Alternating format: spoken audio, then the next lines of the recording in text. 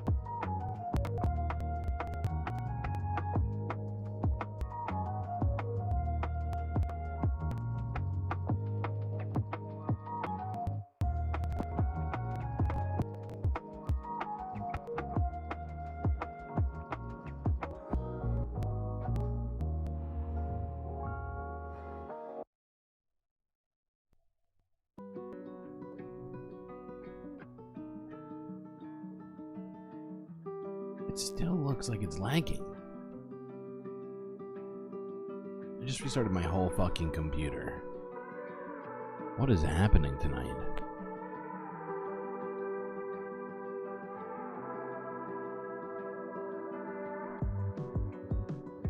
Am I losing my mind, or is this shit lagging still?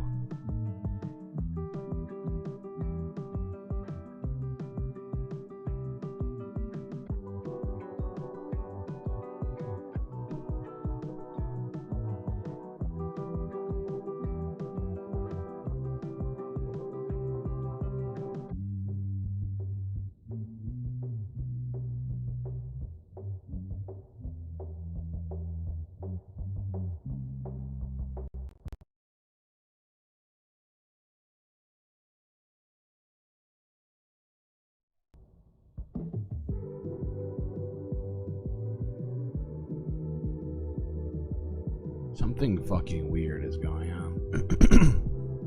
I have no explanation for this shit.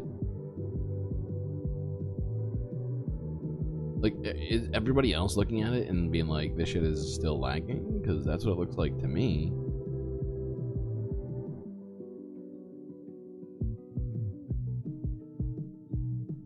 Earth isn't even moving on this screen that I'm looking at right now, which is bad. The opposite of what we want.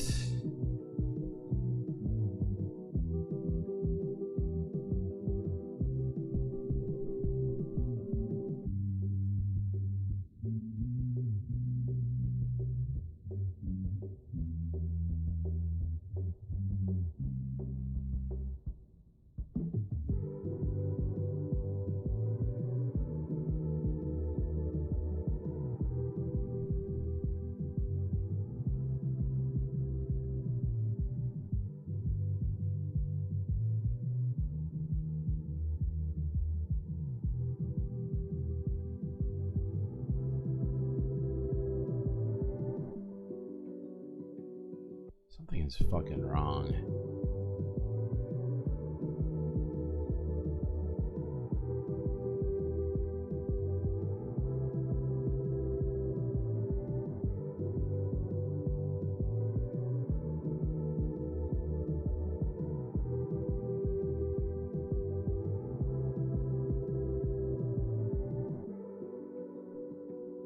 The lava lamp is frozen. Right. Yeah, this is bad. This feels bad. I just restarted my whole shit. My whole shit. Not just the streaming software. My whole computer.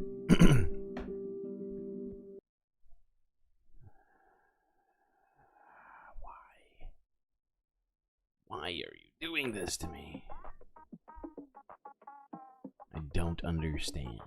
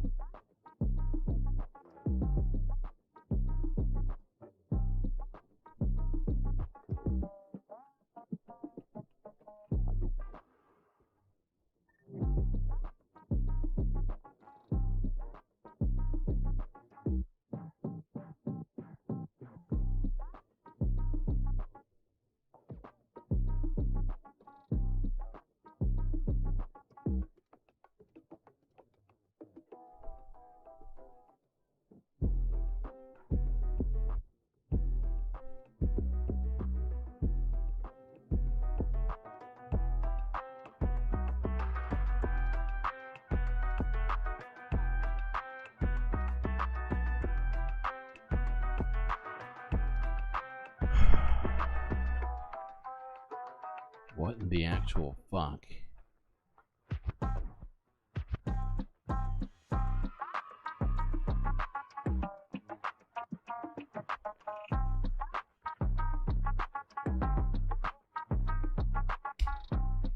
I literally have no idea what I'm doing wrong. I'm like, I feel like I just started the stream the same way as any other day. Everything set up the exact same way. And yet, it is lagging. It's not even lagging. It's just frozen on YouTube right now. My streaming software is working perfectly fine, by the way. I don't know if anybody can even hear me while I'm talking. This is ridiculous.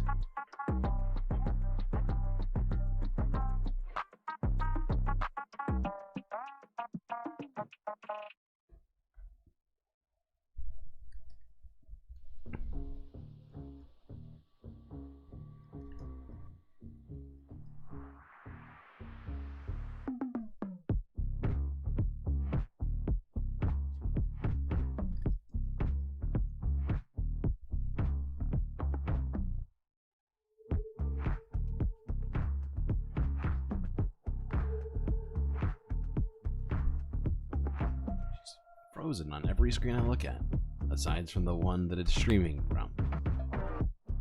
It's audio only tonight. Can you hear me? Can people actually hear me while I'm talking?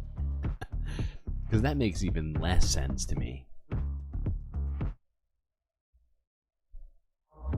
Are you telling me you can hear the audio from the stream and me talking? Somebody put a 1 in chat if you can hear audio right now. Because this is ridiculous.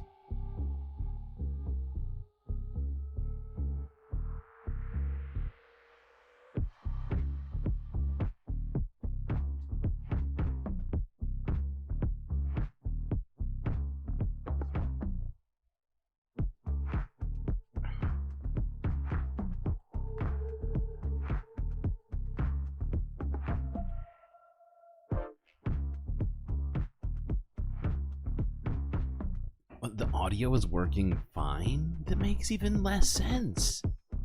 That makes even less sense. This is unacceptable. How is this possible? Audio is fine, yet video doesn't work? What?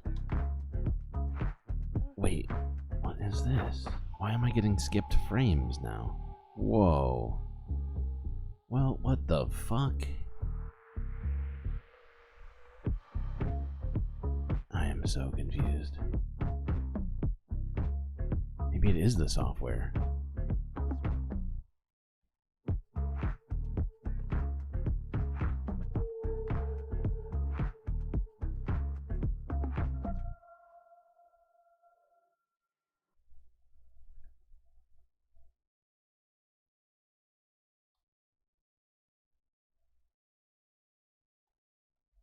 This just makes no fucking sense.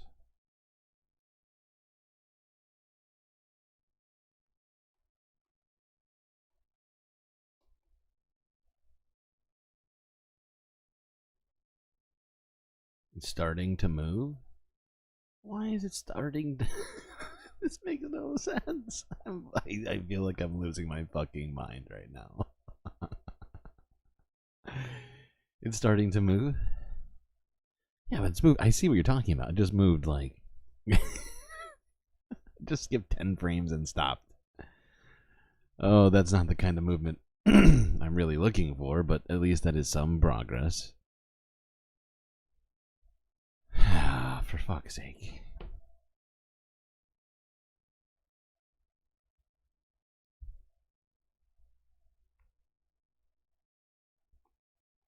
Why?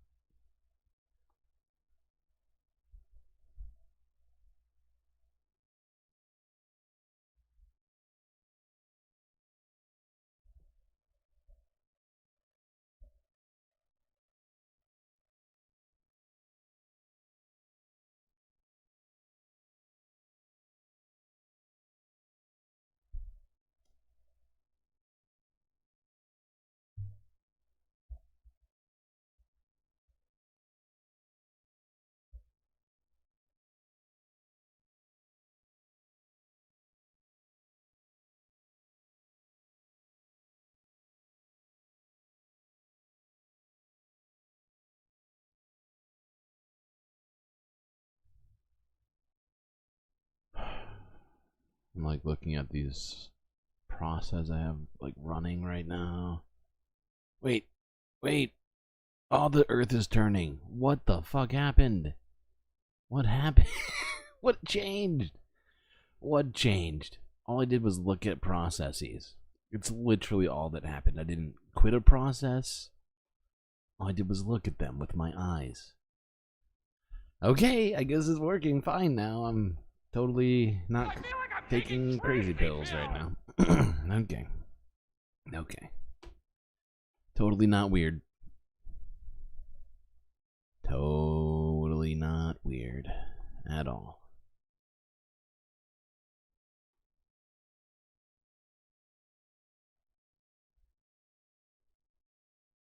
Yeah. Alright, let's try and watch a video, I guess. Fuck. I don't even know, stream. I don't even know. I've given her all she's got, Captain.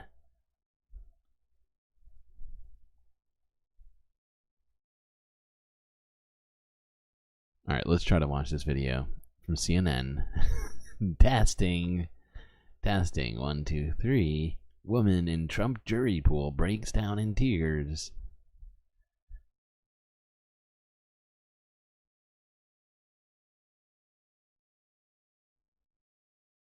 CNN's chief legal analyst Laura Coates is still live in front of the Manhattan courthouse. Laura, what's happening right now?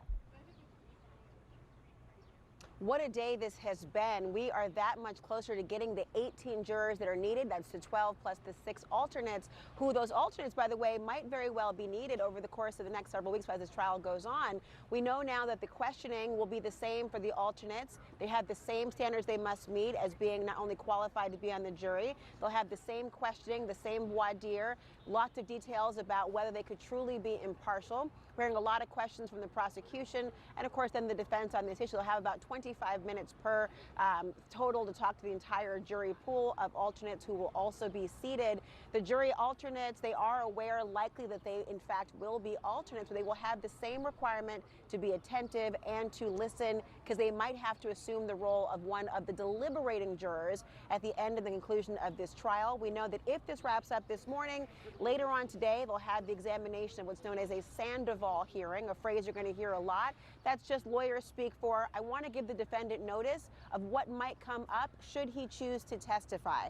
They've laid out a number of categories that might be included in that realm, and so he'll have that hearing later on today with an eye towards not only potentially opening statements on Monday, but also the gag order hearing that has not been resolved yet that will happen on Tuesday. I want to bring in right now the Kristen Holmes, who's got some breaking news for us about what at least one juror is saying about the pressure. Kristen, what are we hearing? Yeah, this is really fascinating because it goes to show you just how intense this process is for some of these people. They believe that they could be fair and impartial. They believe they could sit on this jury. They have sat through rounds of questioning, and now we have one juror who is waiting to see if they would become an alternate, and this is in the basically the prosecution is now doing their questioning, the 30 minutes of questioning. She began crying when she was handed the microphone during the questioning and said, "I'm sorry, I thought I could do this. I wouldn't want someone who feels this way to judge my case either." They went on to say, "I don't want to feel like I've wasted someone's time. This is just so much more stressful than I thought it would be." And this is really indicative of what we are seeing here and just how high profile this case is and what it means to some of these jurors to be sitting in the room with Donald Trump, a former president. We know that he is sitting there. Yes, he is. Yeah, I gotta say, I don't feel like being a juror and having anxiety is a good combination. And not saying that she has anxiety, but like for anybody who does, who's in this jury room, oh god, it's got to be terrible. I mean, there is a lot of pressure. Looking at some of the jurors, but at times he's going through paperwork. At times he's. Hey, what are you doing? Talked about their experience was just how shocking it was to be that close to him, and also the pressure of understanding that this is going to be covered by the media so closely, that understanding who this defendant is, what this could mean moving forward. And so this just gives you a real embodiment of why these alternates are so important. Yes, she hadn't been chosen to be an alternate yet, but you can see we're not even at the beginning stages. She had gone through several different iterations, been asked multiple times if she could be fair and impartial, and essentially broke during this questioning because it is so stressful. And that is something that could happen again to various jurors as we move forward. I mean, the elephant in the room truly here, Dana, is the fact that you've got a presidential candidate. It's the fact that a prosecutor talked about this not being about Trump being a former president, not being about being a candidate for the presidency. It's not about popularity. It's not about who you're going to vote for. They said it's about whether the evidence proves he's guilty beyond a reasonable doubt with the crimes he's been charged with. This is a fascinating morning, Dana. It sure is. Wow. Okay, that's enough of that one. It seems like the stream is finally working, though. I'm glad to see that. Yeah, there's a lot to unpack with this trial. All right, we're gonna watch this AP story where apparently the jury has been selected with 6 alternates seated in Trump's hush money trial.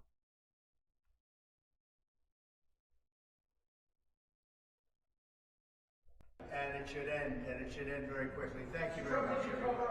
The jury is set for Donald Trump's first criminal trial, the hush money case in Manhattan, the borough of New York City where he gained fame and fortune. Trump was in court watching as 12 Manhattan residents and several alternates were chosen for this historic trial. It's the first of his 4 criminal indictments to go before a jury. The jurors were chosen in what was essentially a process of elimination. They answered a questionnaire probing their background, their political beliefs, their news diet, and whether they could be fair and impartial. During questioning, one of the people that made the jury said he found Donald Trump fascinating, in part because Trump would walk into a room and had an effect on people, whether good or bad. Nevertheless, that juror said he could be fair and impartial and would only judge this case based on the evidence presented in court. This trial arises from allegations that Donald Trump mischaracterized payments he made to his former lawyer, Michael Cohen. Cohen was involved in what prosecutors say was a hush money scheme to keep porn actor Stormy Daniels quiet about an alleged sexual encounter she says she had with Trump in 2006. Daniels was ready to come forward with those allegations right before the 2016 presidential election, and according to prosecutors, Trump and his allies feared that that would damage his chances to win the race. Okay. Well, during the coverage, if you haven't for some reason heard of this yet, during the trial coverage, someone decided to set themselves on fire outside of the courtroom. So we got some stuff to talk about with this one.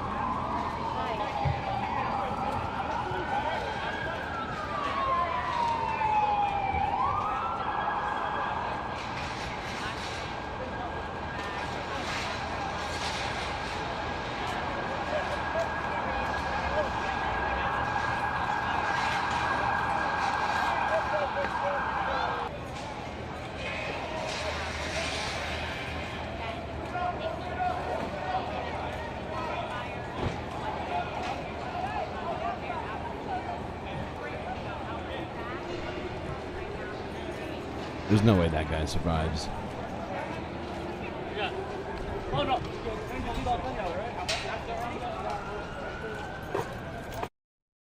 That is fucking tragic. He survived. That's impossible. There's no way that guy's still alive right now. I mean, I know they took him to the hospital when this happened, but are you sure that's like current information? I find that to be hard to believe.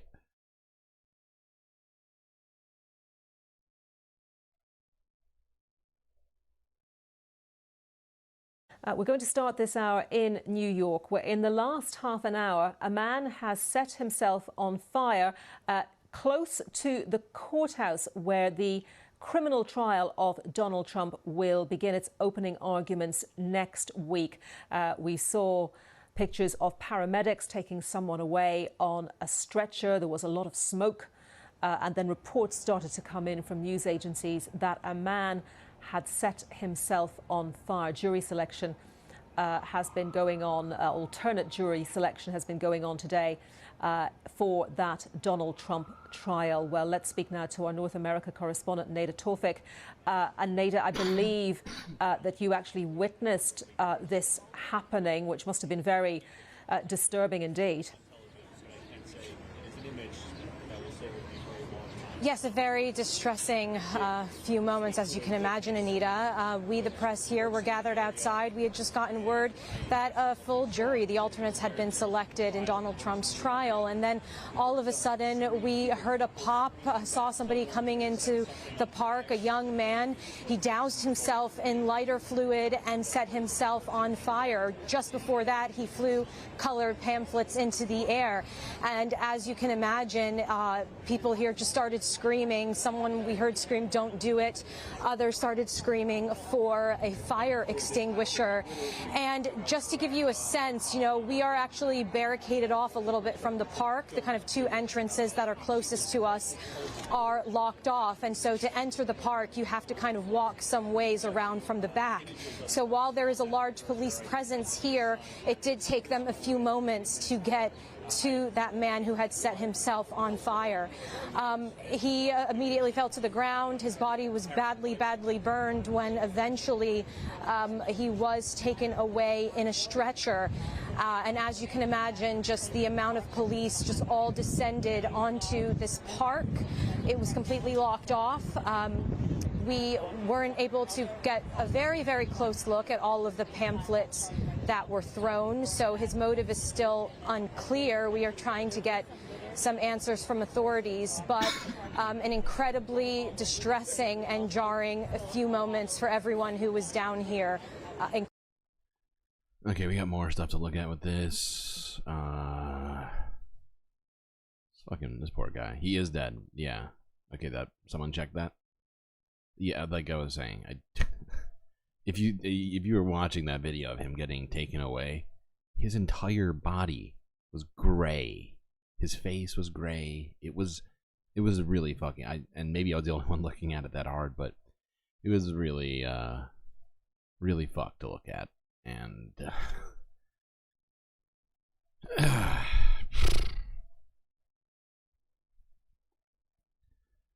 it's just upsetting, honestly, that somebody would do this. And the fact is, I read this guy's manifesto after this happened. Shit is wild. Okay, what's next? I'm gonna move this forward to this next one. New York police identify man who set himself on fire outside Trump trial court. It's from BBC.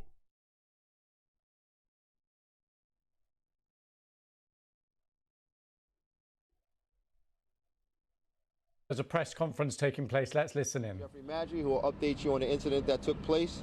You're going to then hear from the Fire Commissioner Kavanaugh on the condition of all the people that were involved, their medical conditions. And then we'll have our Chief of Detectives, Joe Kinney, and he'll talk to you about the investigation of the incident today. So with that, I'll bring up the Chief of Department, Jeffrey Madry. Okay. Thank you. Thank you, Commissioner Shepard. Good afternoon, everyone. I'm going to try and talk loud so you can all hear me. But at 1:30 this afternoon, right here in Collect Pond Park, which is directly opposite of a New York County Criminal Court at 100 Center Street, where the trial of former President Trump is currently taking place, we observe a male walk into the park. He walks into the center of the park. When he's in the park, he starts shuffling around his clothes. He opens up a book bag. From the book bag, he takes numerous pieces of papers, pamphlets out. He throws the pamphlets throughout the park, and then he pulls out a canister and pours some kind of liquid on himself, a liquid we believe is an accelerant, and he lights himself on fire. The male, he takes a couple of steps while he's on fire, and then eventually falls onto a police barrier and falls down to the ground. He's on fire. Another area in the park where some of the accelerant spilt is also on fire. Civilians, court officers, members of the police department, they run into the park. They make efforts to put him out. They use their coats, they use fire extinguishers. Eventually, FDNY responds. We're able to put the male, extinguish the fire, and from that point, we remove him to a Cornell burn unit, where right now he's there in a critical condition. And from what we know now, he has passed away. And it's genuinely fucking sad. And me personally, I'm upset about it, regardless of his ideology. seeing someone burn themselves alive is fucking horrific, you know, and it makes me sad. You know, it just makes me sad when that happens. I don't know very much about this man. He probably had family or something like that. Possibly, I really don't know, but you know, it's just it's just more senseless human suffering, and this one is honestly, it's even more senseless than normal, kind of, in a way, like because of the reasons that he supposedly did this. I read this man's manifesto because when I saw this, I was absolutely, like, I was appalled. But like, I needed to know why this man fucking did what he did, and so I found it like on the internet. And fact is, like, it's a bunch of random theories that he's strung together. Some of them make sense, some of them don't. But then he's used like pop culture to like string them together. It's this very strange sort of conspiratorial thinking. The guy needed some fucking help. Guy needed mental health help, and he seemed to be, honestly, to be perfectly honest, from reading what he wrote down, he may have been crazy, but he wasn't stupid. Like, he managed to put together like and he clearly had plenty of drive. It's really an unfortunate situation. It makes me very sad, and you know, I don't. The fact is, going through his entire manifesto, it's hard to even pin down what this man's ideology was, right? It was like this sort of centrist extremism. It's hard to put to words, and we're not going to go into great detail on it, honestly, but it was fucking, I was not expecting to see this today while I was, you know, doing my normal stuff. I knew I was gonna see some terrible shit today, but that was not on my list of stuff that I was expecting. Okay, fuck it. We're gonna move on from the situation. There's certainly more that you could all probably find out about this guy, and I've also I've certainly done a little bit of digging myself, so I wouldn't blame you. It's pretty crazy. How risky is it for the former president? You know, I just don't see why this guy felt that the things that were in his manifesto. I don't understand why he felt that this was his only option, you know? Like, it could have, you know, like, just from what he'd written down, it didn't seem like there was a lot of, like, just the urgency of the stuff that he was talking about doesn't rise to the level of self-immolation in any way, which is why I'm contending that the man needed mental health assistance. Okay, now I'm fully officially done. Look at a different type of actually, wait, before we do that, we're gonna watch this. This is from a day ago from CNN, where a former judge says that they think Trump has technically already violated the judge's gag order.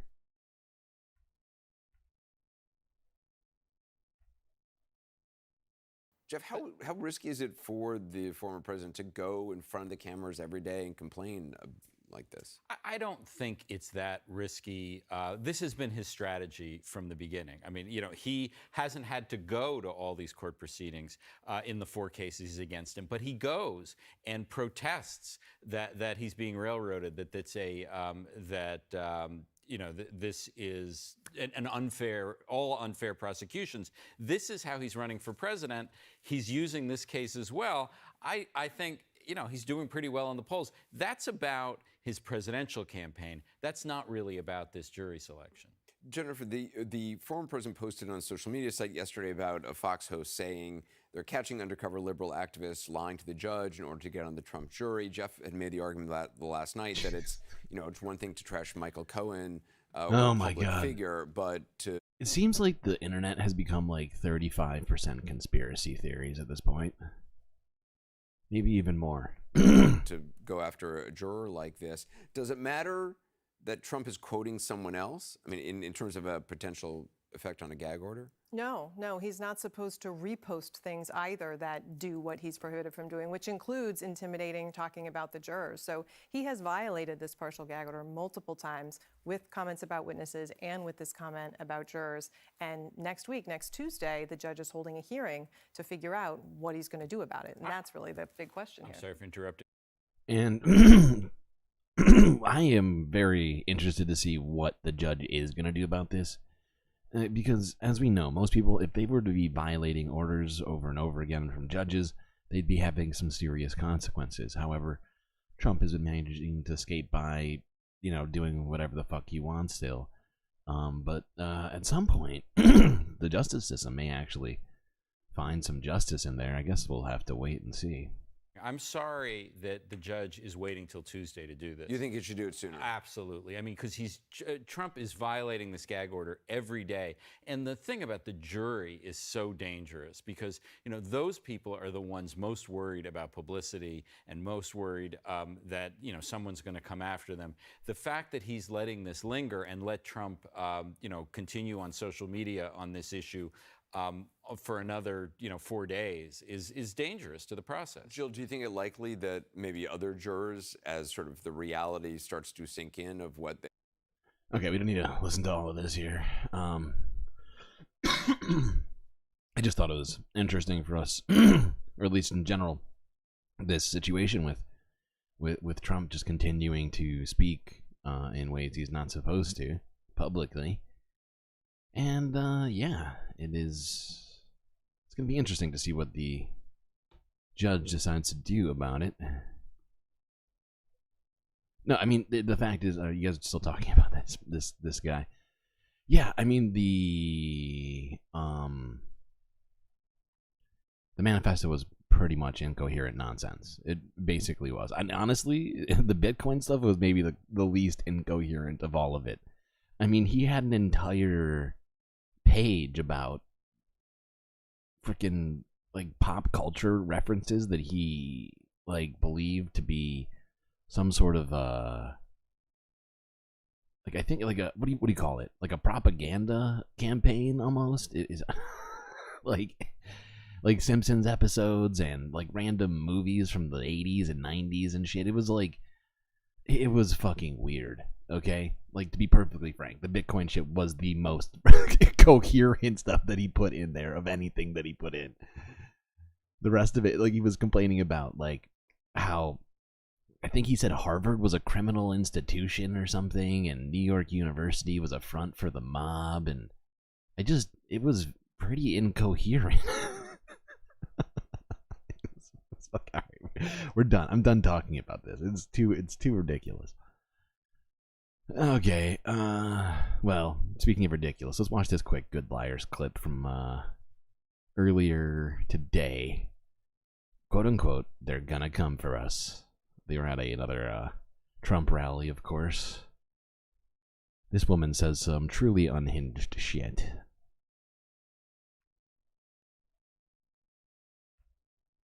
For the 2024 election, foreigners are going to be sent to your door? The foreigners are already here, and they're already set up in the phone, and when somebody gives them the okay, they're going to come for us. Where did you get this information? Yeah. Yeah. Okay. Okay, that's where she got it. I had to watch that thing twice. Tesla's recalling. Because I thought that somehow, I didn't hear what she said, but she just nodded and said, yeah, twice. She has honestly, I don't think she has any idea where she got that information from, and it sounds like she might have made it up. It's hard to tell what the difference between made up is, in someone's mind, and things that have been said on right-wing, news and talk radio, whatever you want to call it. in the MAGA sphere, it's very hard to tell the difference, because it's essentially the same thing. Oh, God. What am I doing? What am I doing in my life right now? Okay, let's move on to this for a quick second. This is from 8 hours ago, where Tesla plans to recall 4,000 Cybertrucks. Oh, no, not the Cybertruck. We need it for the apocalypse. God dang it.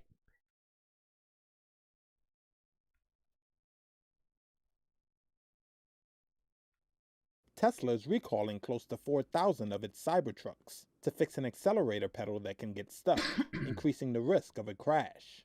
That's according to a safety recall notice on Friday from the U.S. National Highway Traffic Safety Administration. The auto safety regulator said Tesla will replace or repair the accelerator pedal assembly at no charge, and owners will be notified through letters mailed to them in June. Tesla started deliveries of its electric pickup truck late last year, after a 2-year delay due to production problems and battery supply constraints. Friday's recall announcement marks the latest setback for the electric car maker. In the first quarter of 2024, Tesla had 3 recalls affecting about 2.4 million vehicles, according to a report by recall management firm BusyCar. However, most issues related to Tesla recalls are usually resolved through over-the-air software. I find it fascinating that the whole Elon Musk downfall situation right now. Like, the guy, you know, he had billions and billions of dollars, and he just decided he wanted to do everything. He needed to prove to fucking everyone for some reason that he could do anything and everything. And I'm gonna fix free speech on the internet. And now he has like 4 failing businesses instead of one good one. And it's just fascinating and hilarious to me. Okay, I've said fascinating about 17 times today. It's been one of those days, though. All right. Speaking of Tesla, this is from Buffalo, New York, WKBW. What is behind the Tesla downsizing?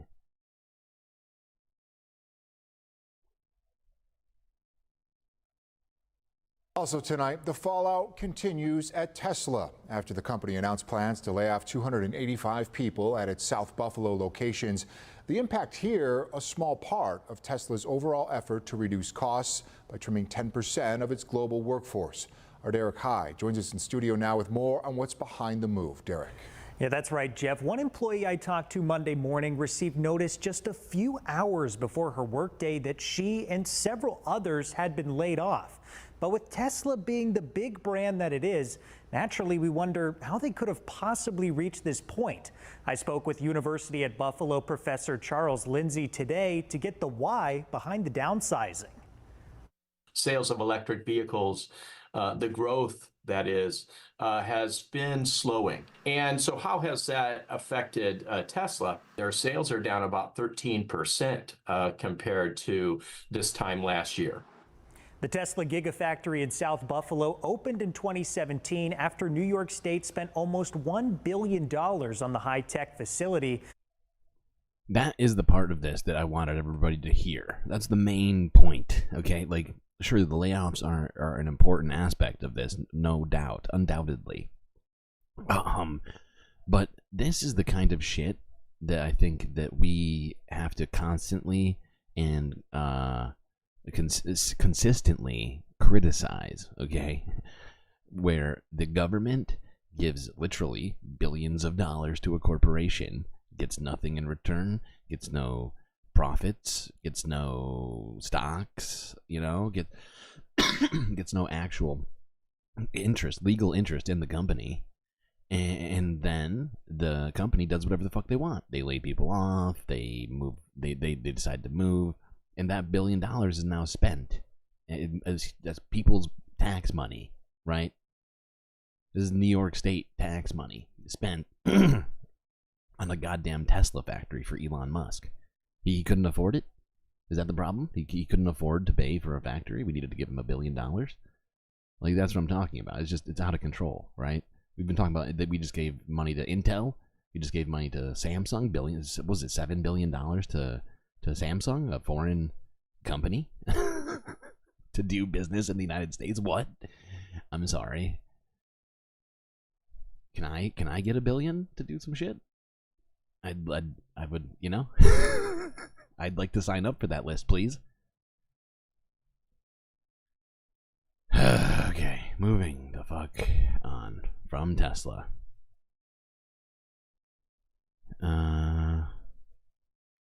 Let's watch this one. Oh, wait. Am I going to get copyright struck by these guys?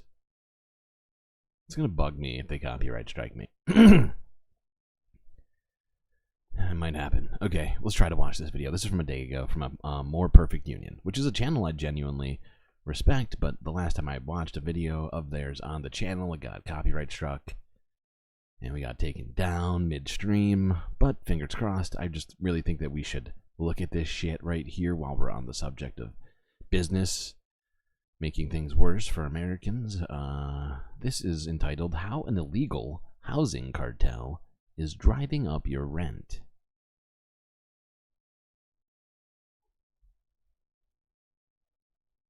It's late 2023, the Phoenix area. Investigators with the State Attorney General's office are looking at apartment rents. They're up 76% since 2016. Something is off. These 4 building rents are 12% higher than others, but they offer similar amenities. They have different landlords, so you'd think they should be competing with one another, but they weren't. The prices were allegedly being set by one entity, an algorithm owned by a company called RealPage. Now, real quick. In fact, this was happening everywhere in the area. Before we get too far. RealPage. Just want to pause it right there so we can burn this image of this logo into everybody's fucking brain here for 5-10 seconds. Remember this name, okay? Be angry at this name. I want you thinking right now, these people should not fucking exist. You wanna know why? Because what they're doing is fucking illegal. Okay, moving on. RealPage. You see it? Okay.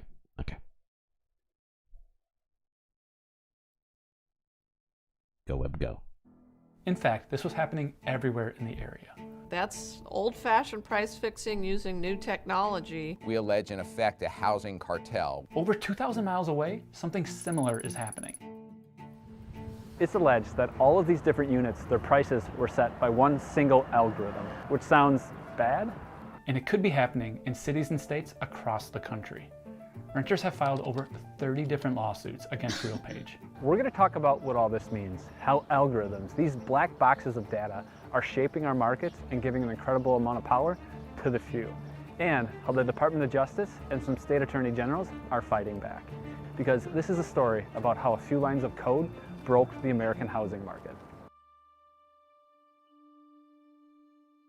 What is RealPage? So RealPage is a company that operates software that allows landlords to input their data into an algorithm, and then RealPage sets the prices for all of those landlords. This is actually against the law. Attorney General Mays isn't the only one alleging this. Our allegations are that RealPage, in combination with 14 of the largest landlords here in the District of Columbia, are effectively colluding with one another to set rents. Across America, rent is up 20% since 2020. The Attorney Generals of Arizona and DC are suing RealPage and a host of big landlords, alleging that an algorithmic housing cartel is helping drive up prices. In the pre-RealPage days, landlords would compete with one another. They played a guessing game with rent prices. Push it too high and people move, leaving landlords hunting for new tenants. It was a delicate balance, a market. And I'm not sure if it was fair, but it wasn't rigged. An algorithm helped change all of that. We're talking about an algorithm that aggregates otherwise confidential information that the landlords... Pause, please. Thank you. So yeah, that point I think we should drive home, right? Because obviously, before this existed, the rental market wasn't what you might necessarily call fair, but it was an actual functioning, quote-unquote, capitalist market, right? Where there was, in fact, competition between landlords. But this algorithm allowed people to use the internet to collude with one another and no longer consider competition, and instead just fix prices. Price fixing bad? Yes, Schmegley. Price fixing bad. 100%. 100,000%. That ordinarily they would not share with their competitors. Data like rent prices, lease expiry dates, any deals they offer to tenants. That allows then the algorithm to spit out a pricing recommendation, all designed to keep the overall market at its highest peak. They are not charging what the market can bear. They are controlling the market. It's leading to the exacerbation of our affordability crisis, our housing crisis here in Arizona. If you could imagine a smoke-filled room where the landlords, the largest landlords in the District of Columbia, came together to decide what they were going to charge in rent, to share their confidential information, everybody would be able to see that that's an anti-competitive practice. Until recently, using shared pricing algorithms like this flew under the radar. If your algorithm set prices, you'd just say, it's not cheating, it's a suggestion. Not anymore. Lena Khan and the FTC have said, just a suggestion? That's price fixing, no excuses. And RealPage, according to the lawsuits, they weren't even... Yeah, let me try this. Hey, use. I noticed you've been charging like, kind of low rent over there. Got a suggestion for you is, I've been charging higher rent, and I think you should too. If we both charge higher rent, just a suggestion. We might make even more money. People, they'd have no choice. If you and me team up, we own all the goddamn buildings in the city. Huh? Just a suggestion. This ain't no price fixing scheme here. You charge whatever the fuck you want. I happen to be charging exactly $2,000 for... Alright, I'm done. I'm sorry. pretending the prices were suggestions. RealPage has a system set up where the landlords who have adopted the system agree to a set of rules. One of the rules is that RealPage gets to set rent prices. If landlords want to charge less than the digital oracle suggests, they have to justify their decision. The justification needs to be reviewed by RealPage.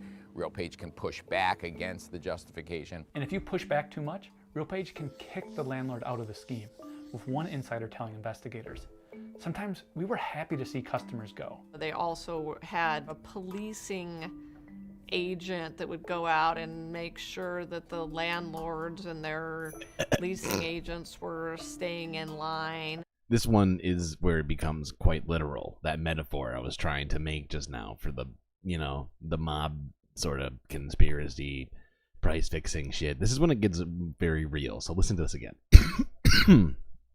A policing agent that would go out and make sure that the landlords and their leasing agents were staying in line and not deviating from the price that was being set. This scheme, if true, has had a real tangible impact on Americans. RealPage advertises that it's going to increase revenues 2% to 7% for the participants in the cartel. What RealPage is telling these landlords and is doing with these landlords is, don't worry about occupancy rates anymore. It doesn't matter really how many people move out of your building, you're still going to grow your revenue over time. How?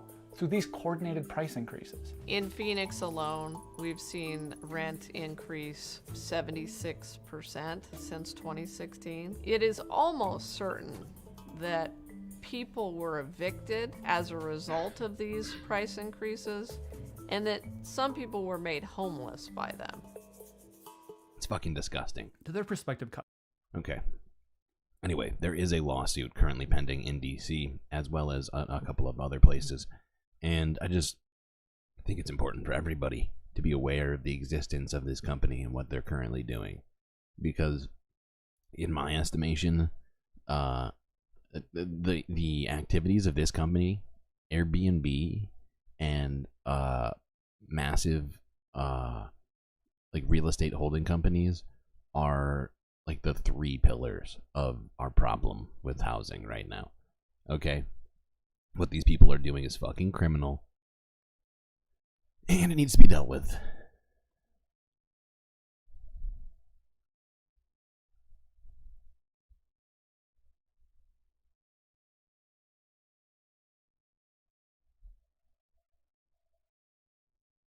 And the fact is, the more you know, the more you, the more power you have, right? If you're aware of this kind of stuff, you can band together as renters in the case of living in an apartment building or something like that, and you can work together to maybe even, affect your landlord or sue them yourselves. Just thinking out loud here, but, have to know what's happening in order to fight against it. Okay. This is from a day ago. Legislation that could ban TikTok included in House foreign aid package. I find it funny they're trying to slip this one in here.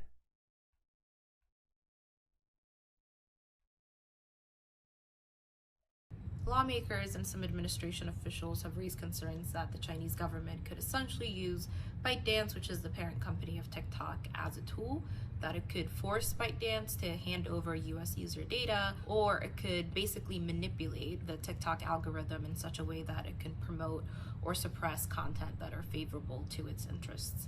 Now, that being said, What the fuck just happened? Why did this just stop? the US government hasn't presented any evidence to show specific incidents of data sharing between TikTok and the Chinese government, or incidents of the Chinese government manipulating TikTok's very popular algorithm. The House Foreign Aid package has broad bipartisan support, but its passage is not assured. A floor vote is expected to happen this Saturday.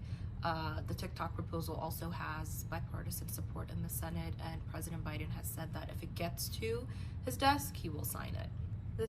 I find it very strange that they decided to add it into this foreign aid package. I honestly don't understand why Congress is always doing this. I mean, I kind of do, right? They obfuscate what's happening. They can get stuff passed that people might not want by naming it something else, and it's very, very annoying. Okay.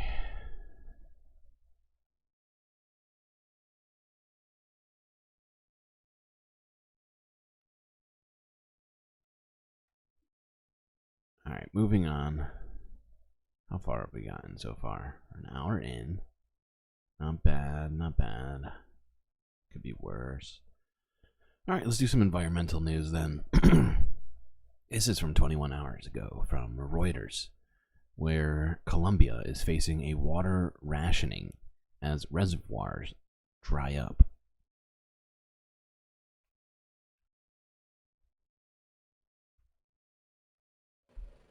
In the city of Santa Marta, Colombia, residents can be seen lining up for water from a truck.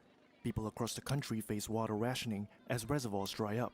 Colombia's government has announced new measures to cut consumption as dry weather persists.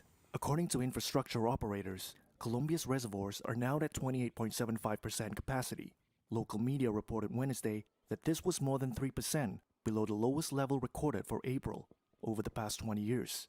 Environment Minister Susana Mohammed. We are still influenced by high temperatures in the two oceans. The situation is unprecedented in the planet's history, and we are still affected in general by high temperatures and situations that may appear in the atmosphere. The El Niño phenomenon arrived in Colombia at the end of 2023, causing high temperatures and droughts that led to forest fires throughout the Andean country. That has pushed reservoirs to their lowest levels in decades. Jorge Escobar is an engineering professor at Javeriana University. Todo este año no ha llovido en las montañas. Throughout the year, it hasn't rained in the mountains. The water that falls on mountains is the water cities use and generate energy. Debido a que no hay suficiente lluvia, pues las baterías de agua. As there hasn't been enough rain, the reservoirs have diminished until something must be done, as the amount of water in the reservoirs is not enough to fulfill the city's demand.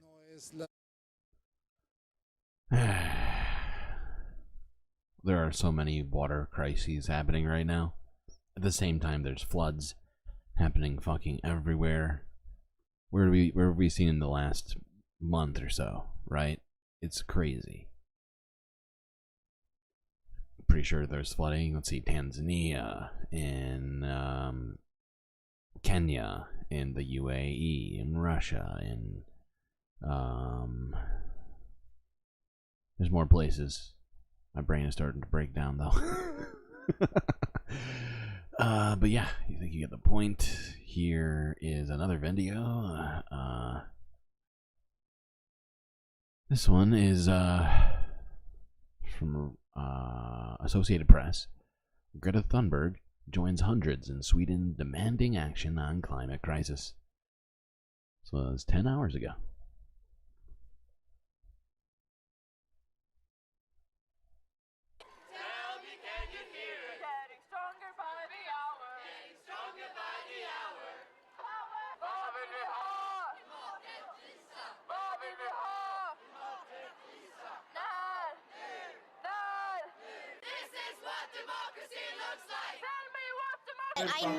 We need the adults to listen for not only their kids, but for their kids and for their kids and for their kids, all their futures.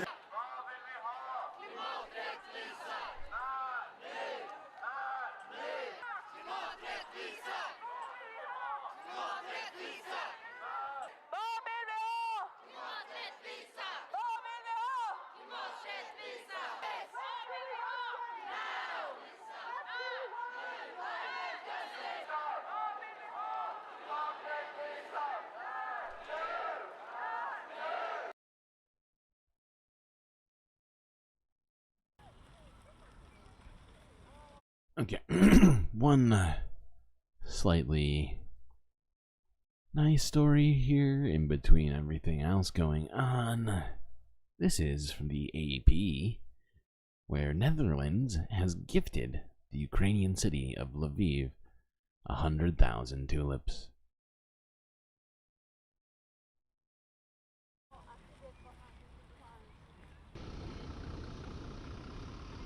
They are beautiful. Це булини цих тюльпанів ми висаджували в грудні. І насправді це таке диво, коли навесні вони розквітли, як символи життя. І на цьому просторі меморіалі Небесної Сотні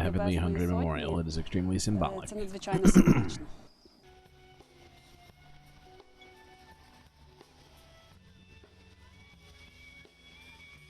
Це така радість. І це от навіть нехай плакати, нехай навіть на хвилинку. Хтось забуде про війну, нехай навіть хтось на секунду забуде про те, що бомблять нашу Україну. І нехай хтось на секунду подумає собі, що коли повернуться їхні чоловіки, вони разом посадять квіти в себе в городі. Вдячність безмежна, дуже дякую.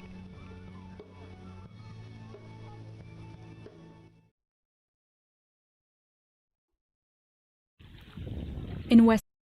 Okay.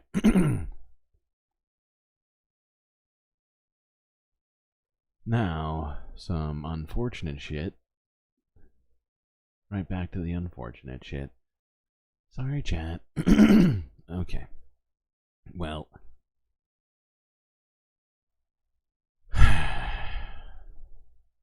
Another flood. Another fucking flood, chat.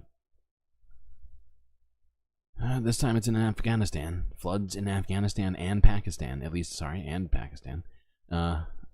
At least 135 people have been killed so far. In western Pakistan, homeowners inspect the damage knee-deep in muddy waters. For 5 days, severe weather in Balochistan and eastern Afghanistan has affected roads, destroyed homes and livelihoods. Dozens of people and animals died when their roof collapsed on them. There were 3 goats in this room that were lost. People are taking out the animals and belongings from under the mud. They suffered huge losses. All the walls of the houses have been destroyed and need to be rebuilt. More than 2,000 livestock were lost in this part of Afghanistan, and up to 4,000 homes were destroyed across the region. The heavy rains are unusual, nearly double the rainfall of previous years. Experts say countries experiencing the effects of climate change will see more erratic weather like this. It has been raining continuously for the last few days, and it has now turned into flooding. The government should provide assistance and relief to the people. This region of southern Pakistan is still reeling from the unprecedented floods of nearly 2 years ago. More than 1,700 people died and thousands were injured in one of the worst flooding in Pakistan's history. Millions were left homeless, their sources of clean drinking water contaminated for months. Pakistan is the 5th most vulnerable country to climate change, according to the UN's Global Climate Risk Index. And Afghanistan ranks as one of the least prepared to face extreme weather events. We ask foreign countries to help the flood victims and other people in need. They cannot rebuild by themselves. As they bury their dead, people in both countries are bracing for more thunderstorms. Officials warn next week could bring more flooding and heavy rainfall. Jesus Christ. Just what the Middle East needs right now. More rain. The UAE is still underwater. Okay. We're just going to look at this other one. Actually, we're just going to look at some more footage of these floods in Pakistan and Afghanistan. This one's from Global News. Christ. At least 69 people are dead after heavy flooding swept throughout Pakistan this week. The country's meteorological department says the intense rain began at the start of April. Dozens of people have also suffered injuries from lightning strikes and building collapses. Local officials say the rainfall and additional hailstorms could continue until Monday. Heavy snowfall is also in the forecast for northern areas of the country. NDMA से बात हुई जो इन हालिया बारिशों में तो उससे खासी इंसानी जानों का भी नुकसान हुआ है अल्लाह ताला जो चले गए इस दुनिया से उनको जन्नतुल फिरदौस में May Allah rest the departed souls in heaven. I have directed the NDMA chairman to coordinate immediately with the provinces, with PDMA, Provincial Disaster Management Relief, and together with them to provide relief wherever the losses have occurred.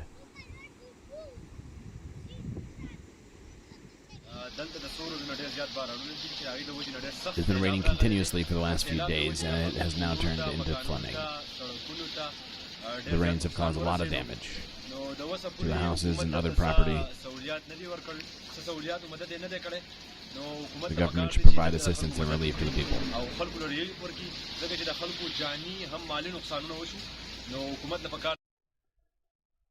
Okay. What's next? Okay, let's look quickly at Dubai, where the streets are still flooded as authorities scramble to clean up.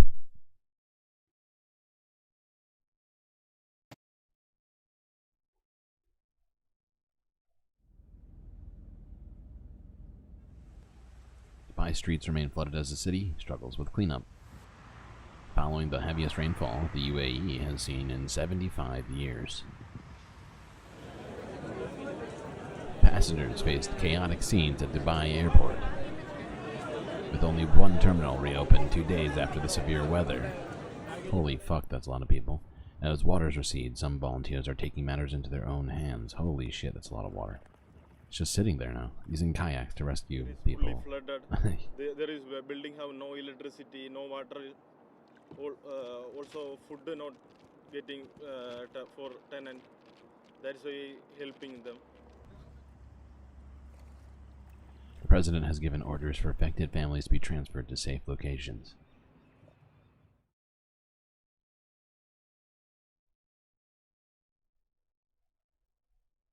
Okay. Alright, we're going to look quickly at Indonesia again. If you're not aware, a massive volcano has been erupting there now for the last 2 or 3 days, I believe. This is from the AP, where Indonesians are leaving homes near erupting volcano. Airport closes due to ash danger.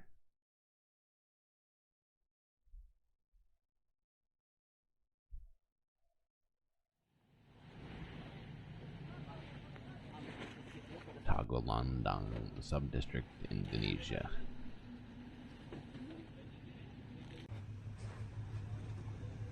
That was bold. That was a bold move, sir. Did you see that? That dude just like acrobated his way onto that.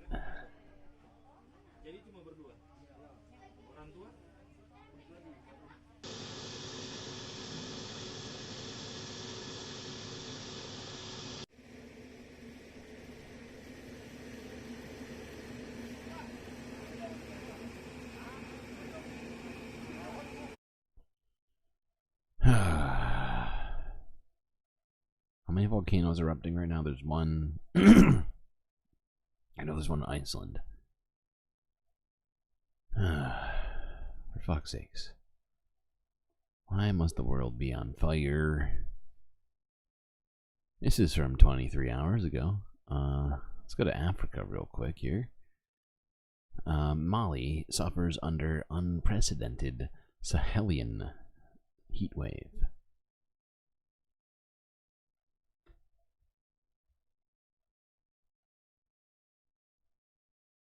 When you look at the temperature, we are at 32 or 35 degrees. By 2 p.m. it'll be 40 degrees. It's unbearable. So hot right now.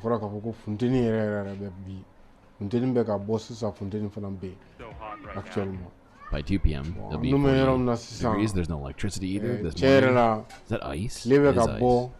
This morning the power went out.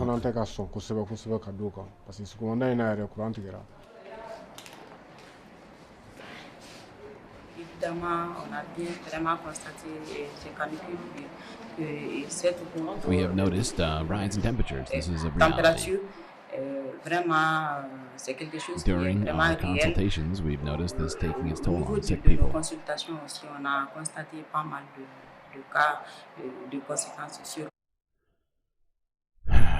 Okay.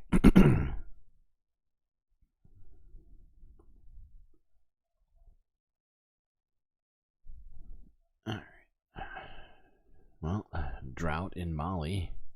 There's multiple droughts happening in Africa, it seems. I think there's a water crisis in South Africa, right? Officially. Alright, moving on. Actually, are we moving on? Yeah, maybe. Do I take a break? No, I don't need a break.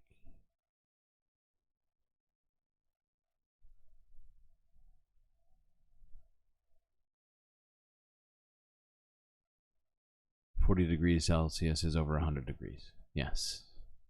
Yes, it is.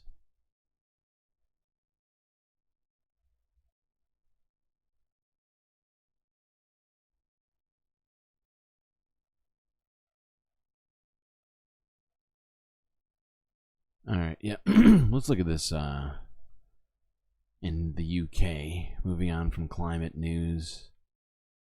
This is from Rishi Sunak, who has had some very tone-deaf things. Here, he said, quote-unquote, UK needs to change the sick note culture. Okay.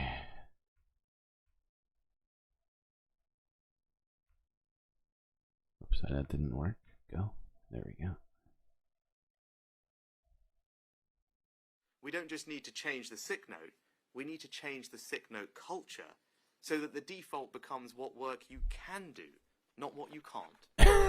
Building. That first sentence is fucking hilarious. Oh my god. Oh, where do I even start with that ridiculous sentence? It's not about what you can't do. It's what you can do? What does that even mean? Seriously, chat. What the fuck? What the fuck does that mean? If you're sick and you're puking, but you can answer a phone, like, but can you talk while you're puking? I mean, it sounds like what he's saying. Am I wrong? Get COVID, do some computer work. You know, like you gotta. I'm trying to think of health conditions now. You know, you got a broken leg. Well, hey pal, you can file some paperwork or something. You know, it's just I'm very confused what he means by this. He just wants nobody is too sick to work. That's what Rishi is saying. We don't just need to change the sick note. We need to change the sick note culture so that the default becomes what work you can do, not what you can't. Building on the pilots that we've already started, we're going to design a new system where people have easy and rapid access. A new system where people with the flu can answer your phone calls every day. You will have an entire workforce of lepers. To specialize work and health support to help them back to work from the very first FitNote conversation. It becomes clear we need to be more ambitious about helping people back to work. And more honest IT teams about with the broken risk limbs. of over-medicalizing the everyday challenges and worries of life.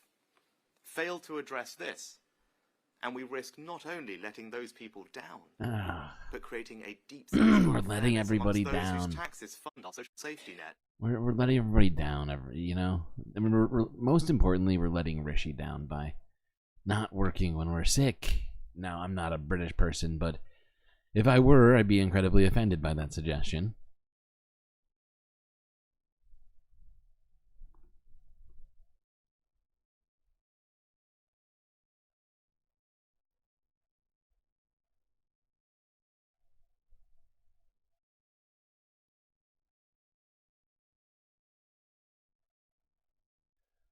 Okay, this I saw, and there was not a lot that came out about this, but something very strange happened outside the Iranian consulate in Paris, and a security threat was supposedly, what do you call it, like, like in the area. It was, I honestly, I tried to figure it out, but I may have fallen asleep earlier and forgotten.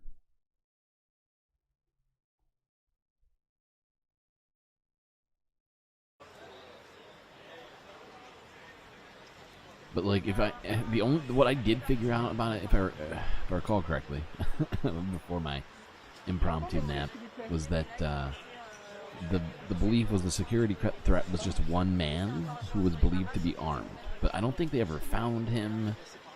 Or it was confusing. But this is basically the police presence that was outside of the Iranian consulate in Paris while they were trying to lock down this supposed security threat that happened. Obviously, everybody's kind of on edge with everything going on, so I'm not sure what that is referring to, or well, not referring to, but related to.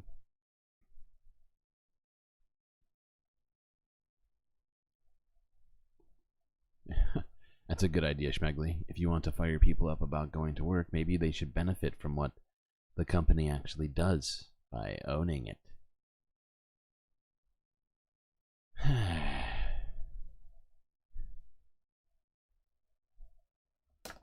Ow. Okay. Okay, Russia struck Ukraine again, this time in Dnipro. This is the aftermath after Russian missile strikes hit. Take a look at this.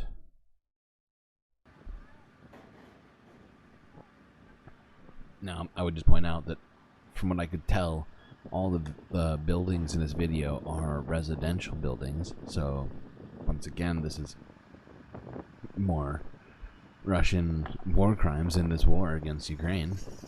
They can't seem to focus on military targets, and they just keep... Maybe I'm wrong. I could be misinterpreting what this building is.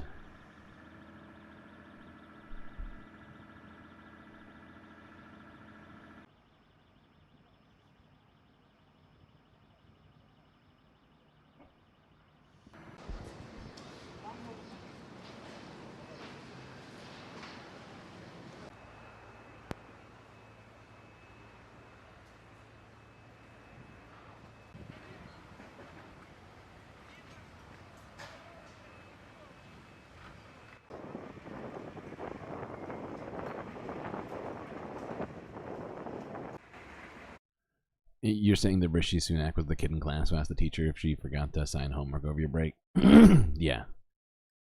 No, he's like the kid in class who, when your teacher, when there was a substitute teacher in and they forgot to mention homework, then he mentioned it, right?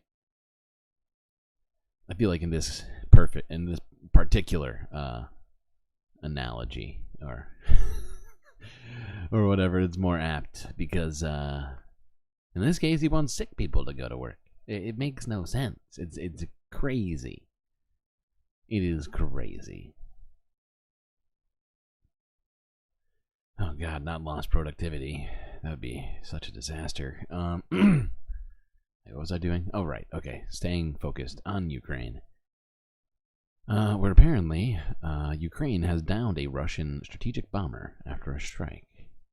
It's from 10 hours ago. Why do you keep doing this to me?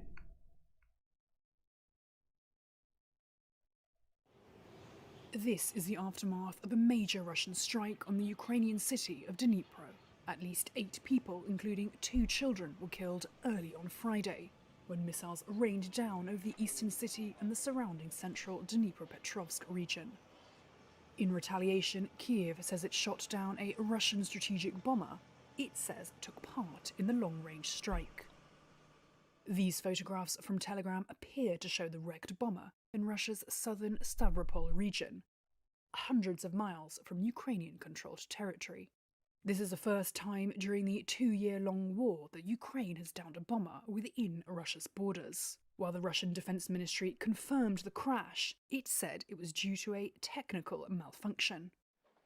In light of the attack, Ukrainian President Volodymyr Zelensky called once again for urgent air defences, as the country's supplies dwindle due to a slowdown in Western military aid.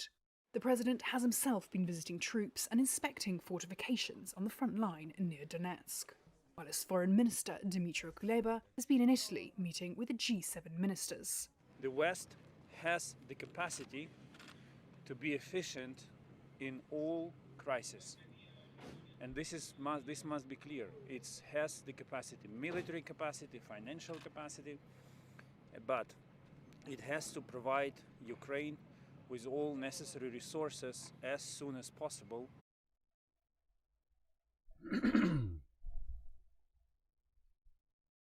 Yep, well, we'll see how that goes. Especially because they've had to throw the TikTok ban into the aid bill. Okay.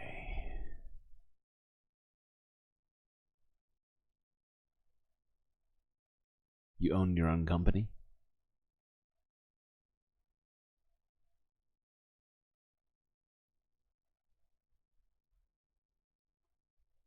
You make less than $33,000 a year, and you own your own company. Huh.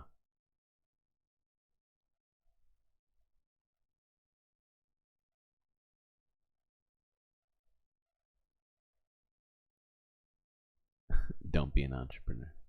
Okay. Yeah, no grind set. I hear you. Okay. What's next?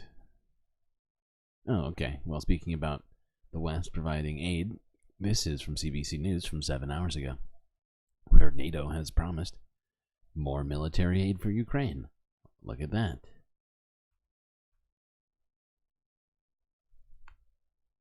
Ukrainian officials say a Russian missile attack has damaged infrastructure in Ukraine's southern Odessa region. It came as NATO Secretary General Jens Stoltenberg chaired a meeting on Ukraine where they promised more help. CBC's Briar Stewart is in London with the latest on what the NATO chief and Ukrainian President Volodymyr Zelensky are saying.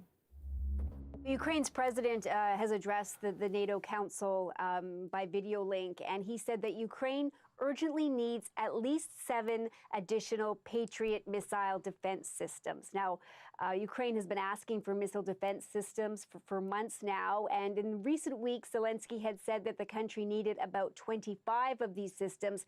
He now says that they need 7, and NATO has made commitments that some will be on their way, but there really is nothing firm or guaranteed. Now, earlier this week, Germany's Chancellor Olaf Scholz said that its country was sending an additional system to Ukraine, and he called on allies to send another 6 others.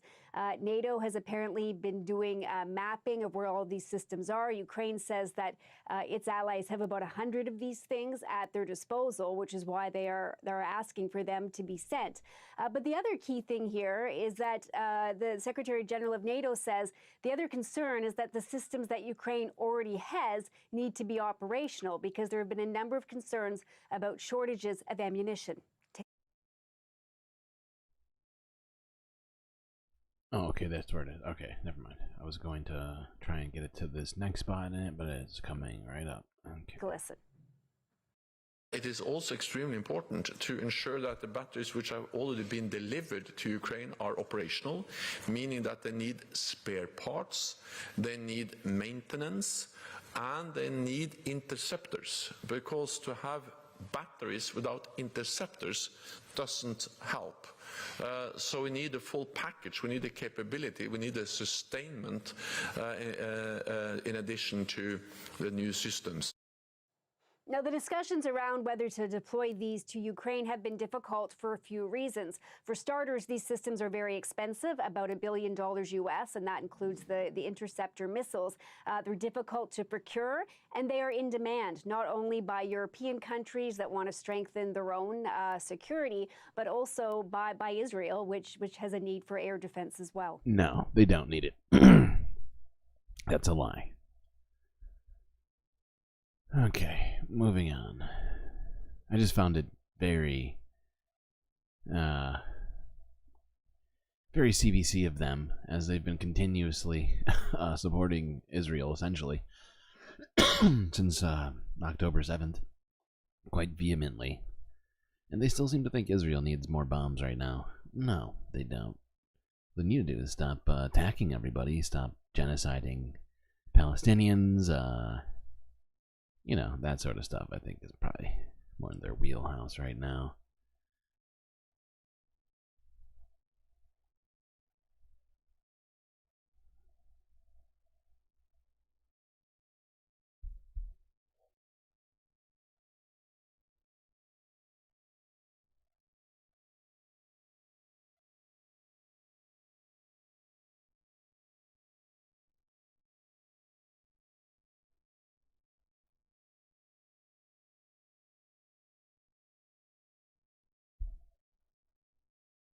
Phrasing?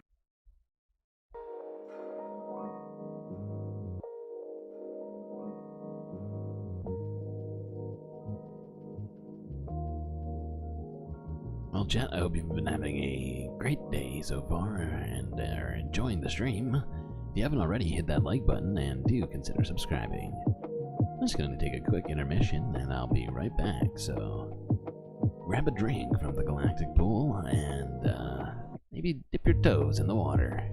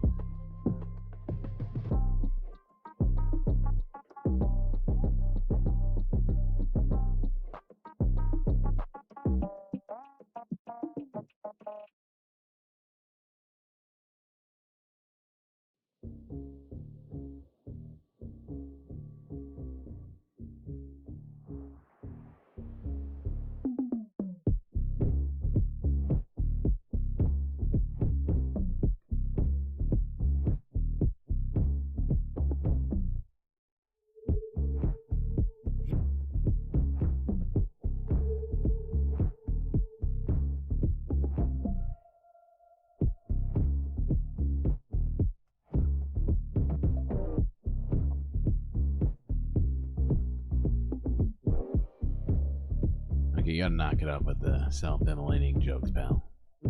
It's getting out of control.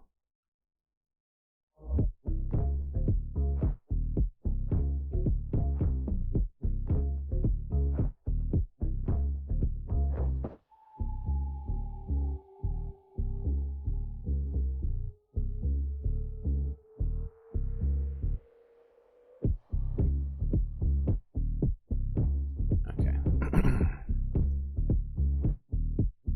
Moving on. Let's look at this quick piece from Reuters. Africa in business. From Zambia to Zondo. Here's what's been making the business headlines in sub-Saharan Africa this week.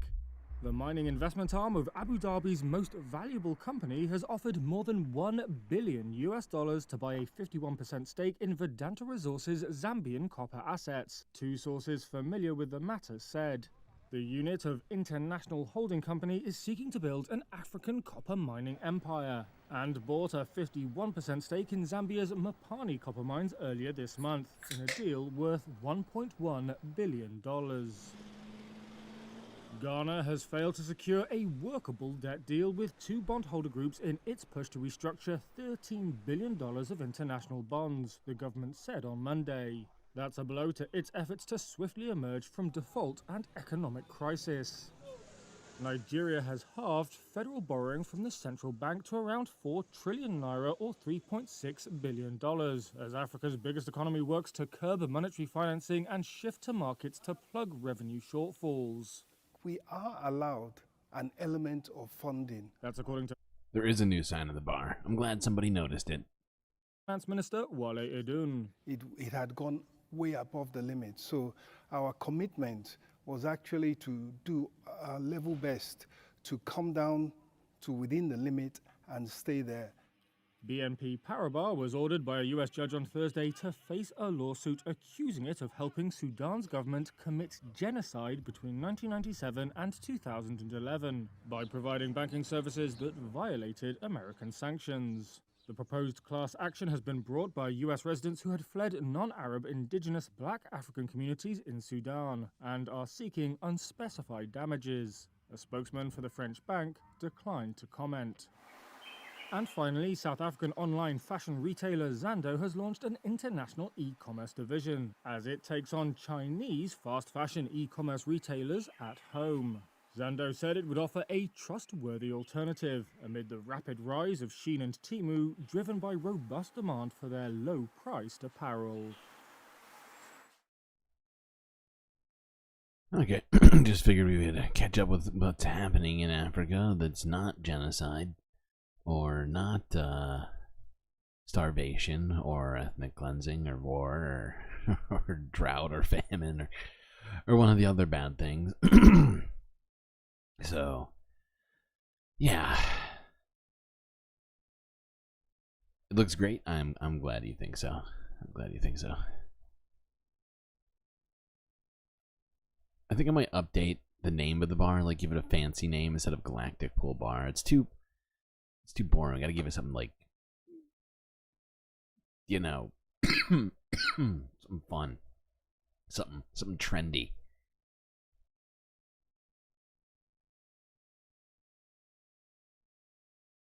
Like call it beer, but spell it with like an I, with like a what's it called? The double, like an umlaut at the end, at the top of it. Who's dancing on the barrel? Or she's actually behind the barrel. It's Taylor Swift. Although I feel like I gotta take her down, as people complained about Taylor recently. So I might have to remove Taylor from the whole thing. Been some Taylor complaints. See, she can disappear this easily. No Taylor. Oh, it's so sad. But yeah. I don't know. Somebody come up with a good name for the bar. Because Galactic Pool Bar, it's too boring. Am I wrong? You need to give it a fun name.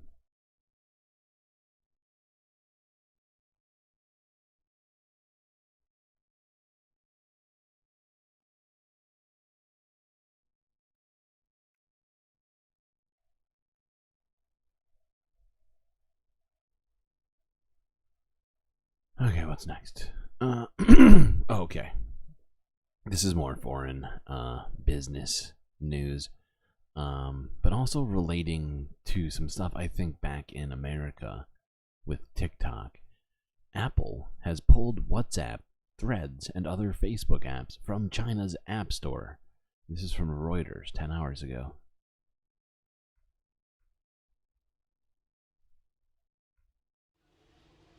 Apple has removed Meta Platform Services WhatsApp and Threads from its App Store in China. The US tech giant said Friday it was ordered to take the apps down by the Chinese government, which cited national security concerns. App tracking firms showed 2 other foreign messaging apps, Telegram and Signal, were also removed from the store on Friday. The removal of the apps suggests China's government has grown less tolerant of some foreign online messaging services that fall outside of its control. It also signals less leeway for Apple in China.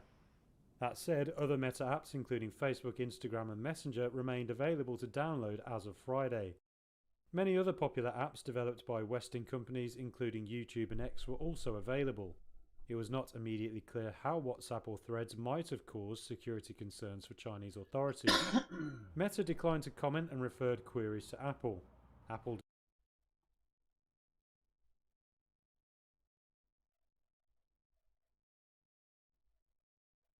Yeah, that's also bad. Don't make fun of that. That and the other thing are 2 things you'll never find me making fun of, to be honest. I don't have it in me. I think those are a couple of lines I just can't cross in my mind. Okay, this is from a day ago. And we've talked about this in the past. I want to say like maybe a couple of months ago. But this mosque in India has been very contentious, and there was like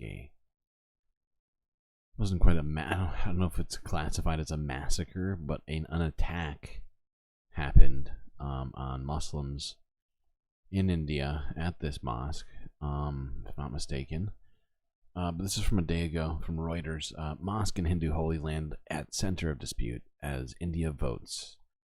So yeah, India is electing people in the largest election in what do you call it, in the world, where over 1 billion people will be voting.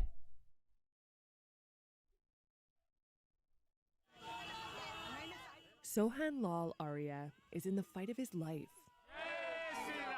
The 72-year-old is one of dozens of activists in the Indian city of Varanasi who want to turn its oldest mosque into a Hindu temple. Arya has been petitioning the courts to do it for 4 decades. This temple is very important for the Hindu religion, especially because for thousands of years it has been the place. It's not a temple though, it's a mosque. And he's claiming it's a Hindu temple. See, this is, this Hindu nationalist shit is fucking out of control. Of our Lord of Lords, our beloved Lord Shiva. The battle over Gianvapi Mosque is symbolic of the tension between Hindus and Muslims in India as the country holds the world's biggest election. Nearly 1 billion people will be eligible to vote.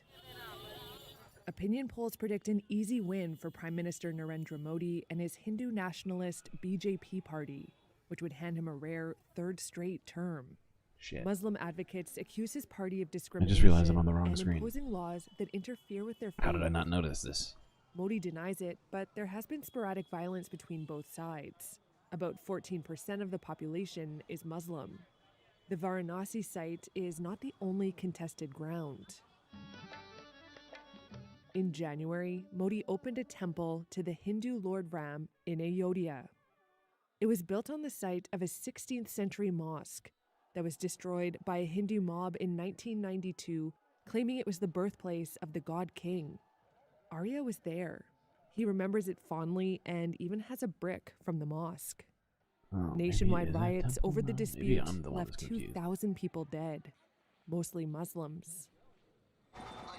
As for Gianvapi, in late January, a court ruled that Hindu priests can pray on part of it. The mosque is just next door to Varanasi's largest and holiest Hindu temple. But that's... Okay, so there is a mosque there, but it's a massive fucking temple right next to it. I don't see why they need the other site. That doesn't make sense to me. You're not getting video? Still? Right now? Are you sure? It looks like you are. Although you are behind me by like 10 seconds, I think. Enough for Arya. He says he has no ill will towards Muslims, but he wants the mosque raised and is hoping another win for Modi could bolster his You what? case. I'm sorry. I'm sorry. I'm sorry. What? He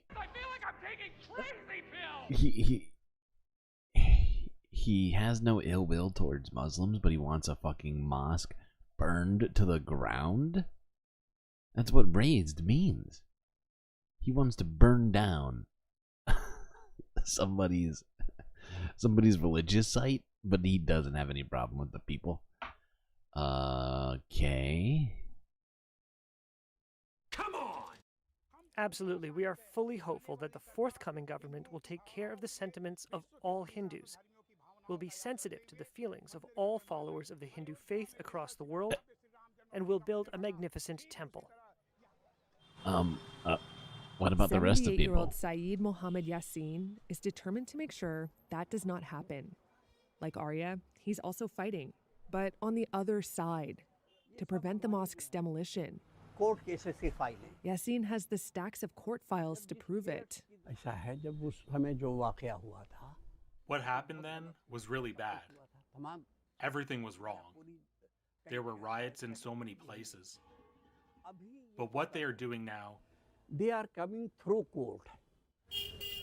India's general election is being held from April to June in 7 stages. Yassin says a Modi win could complicate things, but he's determined to fight until the bitter end. And the fact is it's almost guaranteed that Modi will win.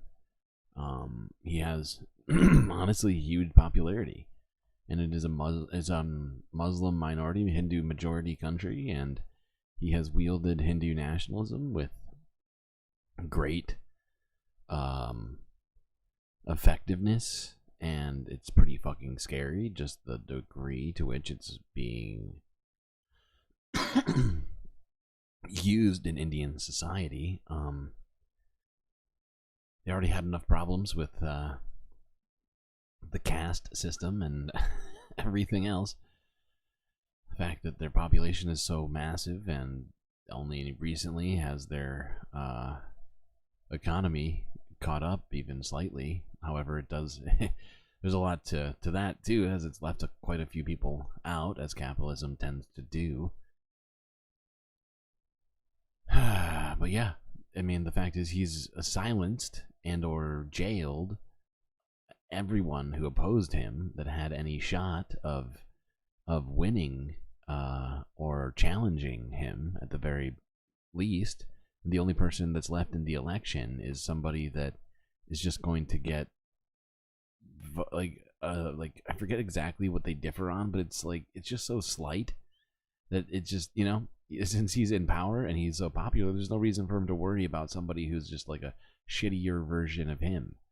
And so that's the only person that's allowed in the election right now. In my opinion, India's democracy really isn't so much a democracy anymore.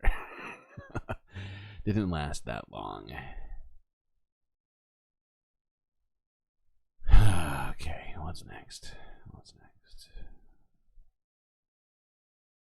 Okay, we're gonna look quickly further into actually no, we're gonna skip this. Let's go into South Korea. This is from the Associated Press from 19 hours ago. And America seems to be really getting the what do you call it? Getting the wagons gathered here. We've gone to South Korea and held joint air drills over the last 24 hours.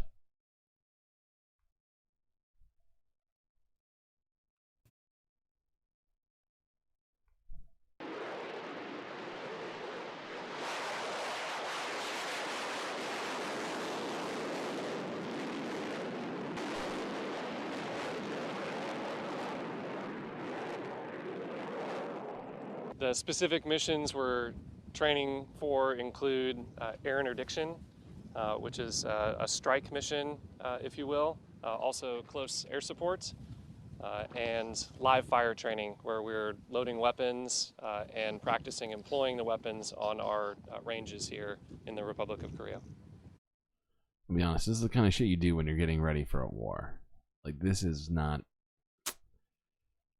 what any of us should want to be seeing right now. The fact that this kind of stuff is happening, the preparations for all this, it doesn't happen. I mean, sure, does America do drills with South Korea? Yes.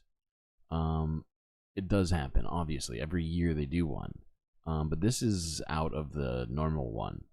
They usually, like, there's one where I think not just the United States, but like NATO comes to South Korea and does like a whole thing once a year, or something like that.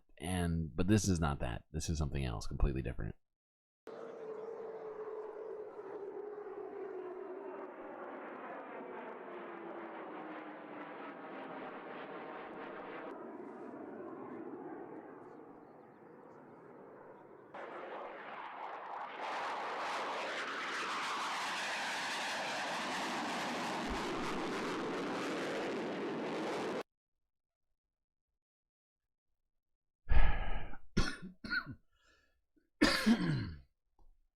Okay.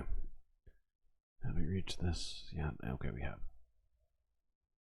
Alright, so we have now made it to what's happening regarding the Middle East. However, like we did yesterday, we're going to start with protests and things relating to the protests. This is from 9 hours ago, where students protested after USC cancels Muslim valedictorian speech.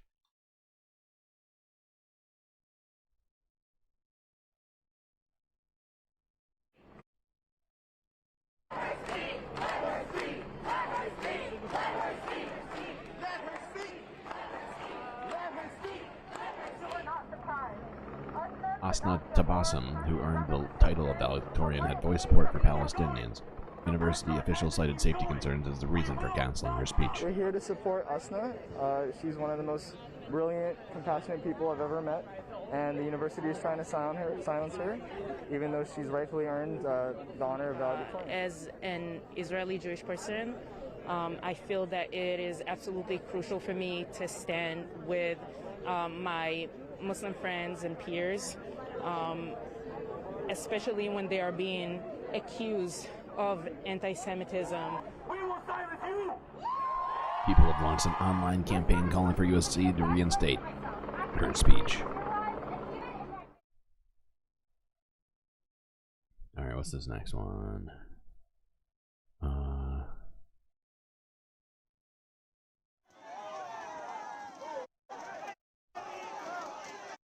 Oh, okay. This is in Europe, where pro-Palestinian protesters have clashed with police on the closing day of the G7 meeting.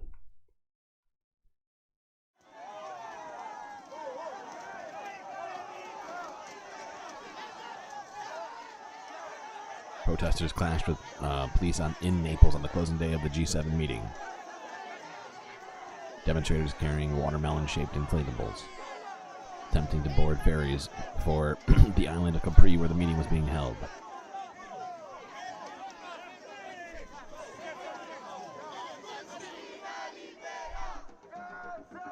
The protesters called for an end to the Israeli offensive in Gaza.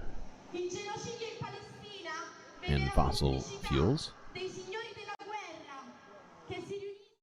Okay. I missed that part when I watched it the first time. Okay, both good causes. Seems like the G7 does seem like a good place to say that or do that, considering who is in the G7. Basically, the people who are funding both the oil industry and the war in Gaza simultaneously. They really got to the point over there. Okay, moving on to this. From 8 hours ago, where Israel and Iran are both muted in response to the Isfahan attack. And if you're not aware, the Isfahan attack is referring to Israel's response to Iran's response to Israel's response. No. That's too many responses. I went one response too far. Oh, God. But you get what I'm saying. The attack on the embassy, the consulate in Syria, led to the attacking of the Israeli airbase. And then, if you're somehow unaware, over the last 48 hours, Israel attacked Iran.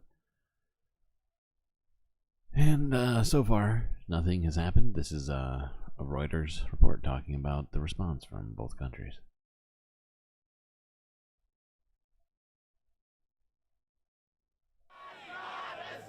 Both nations told the story of an Israeli strike on Iran in a muted way on Friday, pointing to a determination not to escalate the conflict, at least for now. No significant damage from the strike on the central Iranian city of Isfahan was reported.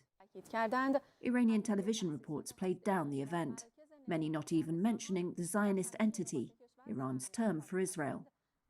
All parts of the country are in complete security, this state broadcaster reports. While Israeli media cited reports from the New York Times and the Washington Post, which quoted unnamed Israeli officials as confirming Israel was behind the attack. The Israeli military and foreign ministries declined comment, and there were no immediate official statements.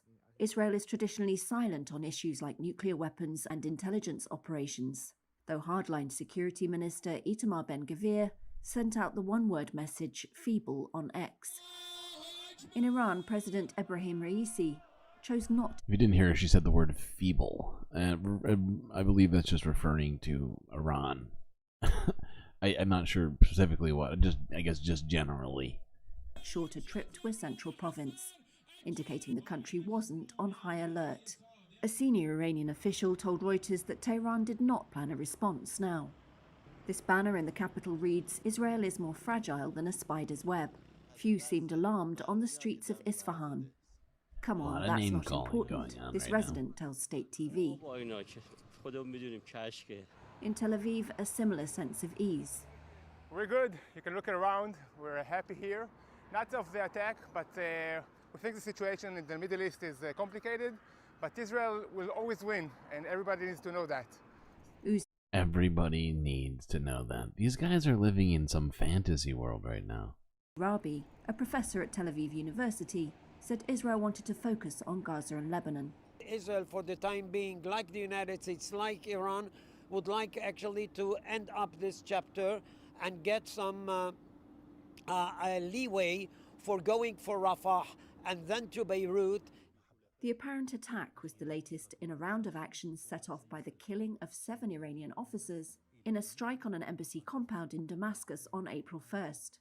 Though Israel has never acknowledged that it was behind the strike, it sparked fears of a wider regional conflict spilling over from the war in Gaza. Iran launched a wave of hundreds of drones and missiles in response that was warded off by the air defences of Israel and its allies. G7 foreign ministers issued a statement on Friday calling for calm.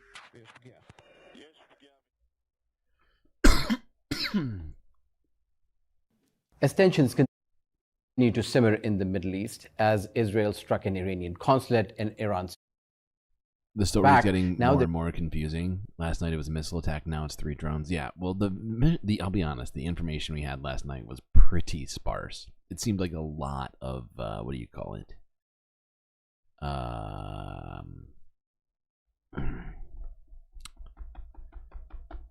Oh God, my brain just broke. A lot of prevaricating, I want to say, is the word I'm thinking of. Basically, people just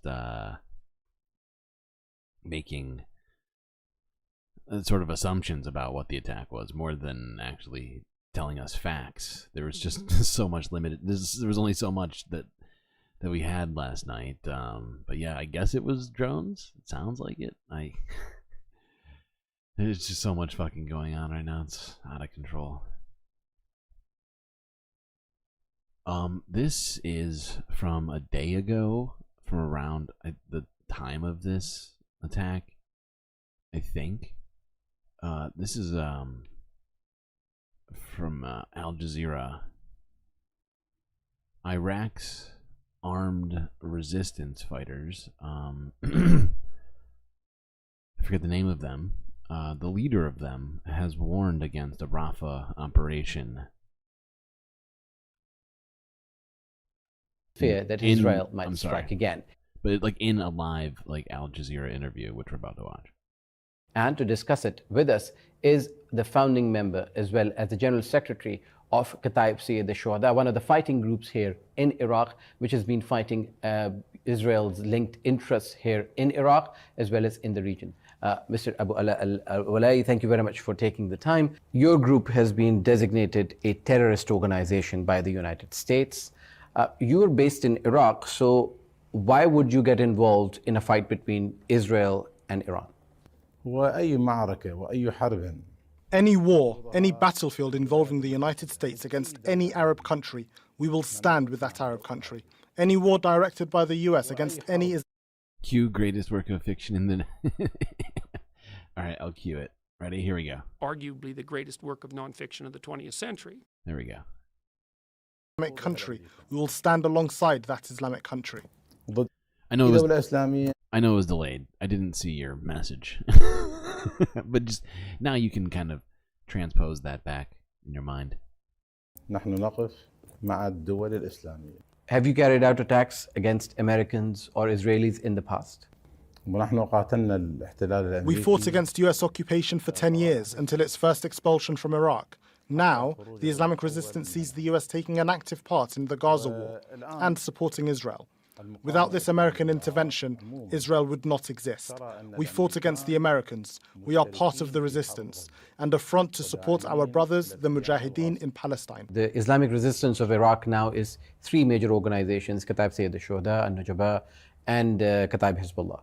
What are your capabilities? Islamic resistance in Iraq includes disclosed and undisclosed factions. There are unknown armed groups working with us. Our capabilities have developed more than 20 to 30 times. And we have the ability to manufacture missiles, drones, and we have developed an arsenal. Shouldn't Iraqi public opinion or resistance or fighting come from the government of Iraq rather than groups that are not part of the government? Okay, so yeah, it's about all this interview we need to see, but the Iraqi resistance forces are essentially saying that if Israel does what it's been saying it wants to do in Rafah and invade it, they are ready to strike. And honestly, Iraq is not very far from Israel. They might not share a border, but the only thing between Iraq and Israel is Jordan and or Syria. Pick your choice. Are those for me? What are the... Did I miss something? Why are there rockets?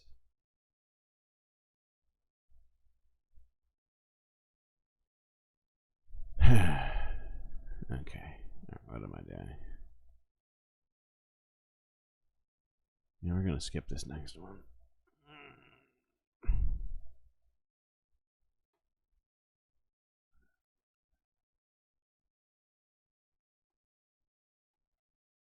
I'm gonna assume those rockets are for me, and I always appreciate rockets in chat, so thank you. It's good to see them. Let's move on. Skip this next one. Go to this video here, which is very disappointing. This is from a day ago. This was like we were waiting to get this like while on stream, but it didn't happen. But this is the United States vetoing Palestine's request for full UN membership.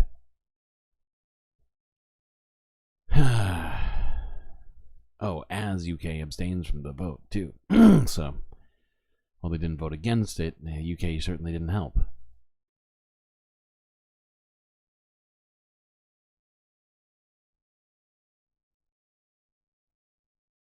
Will those in favor of the draft resolution contained in document S/2024/312 please raise their hand?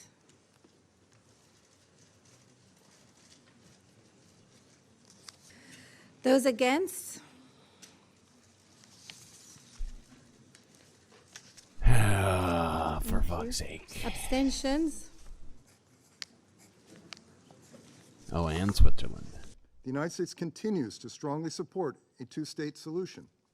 How can you have This that vote if does not reflect Palestine isn't opposition a to state? Palestinian statehood. It but is. Instead, is an acknowledgement that it I will don't want only come reality. from direct negotiations between the parties. We believe that such recognition of Palestinian statehood should not come at the start of a new process, but it doesn't have to be at the very end. How is it a new process? It's like a decades-long process that's been happening over and over again.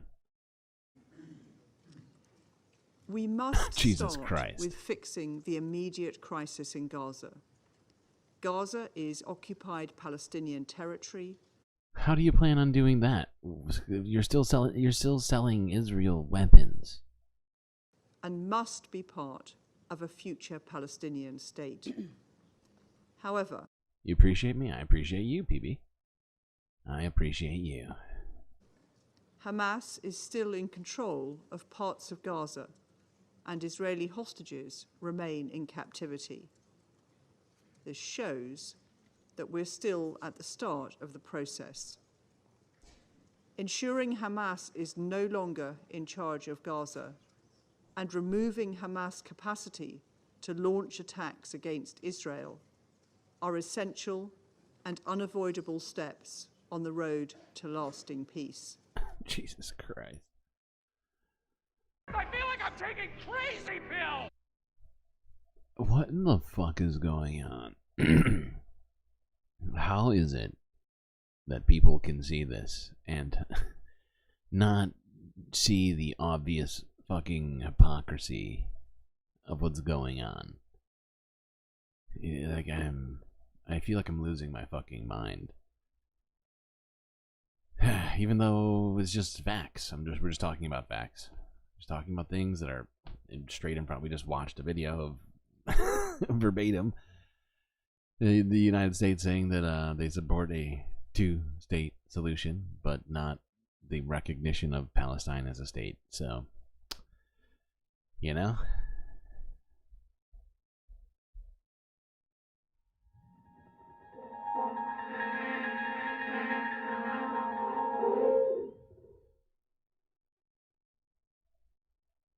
So, yeah, it's only been 75 years, right? No need to be hasty. Slow down. Not the beginning of the process.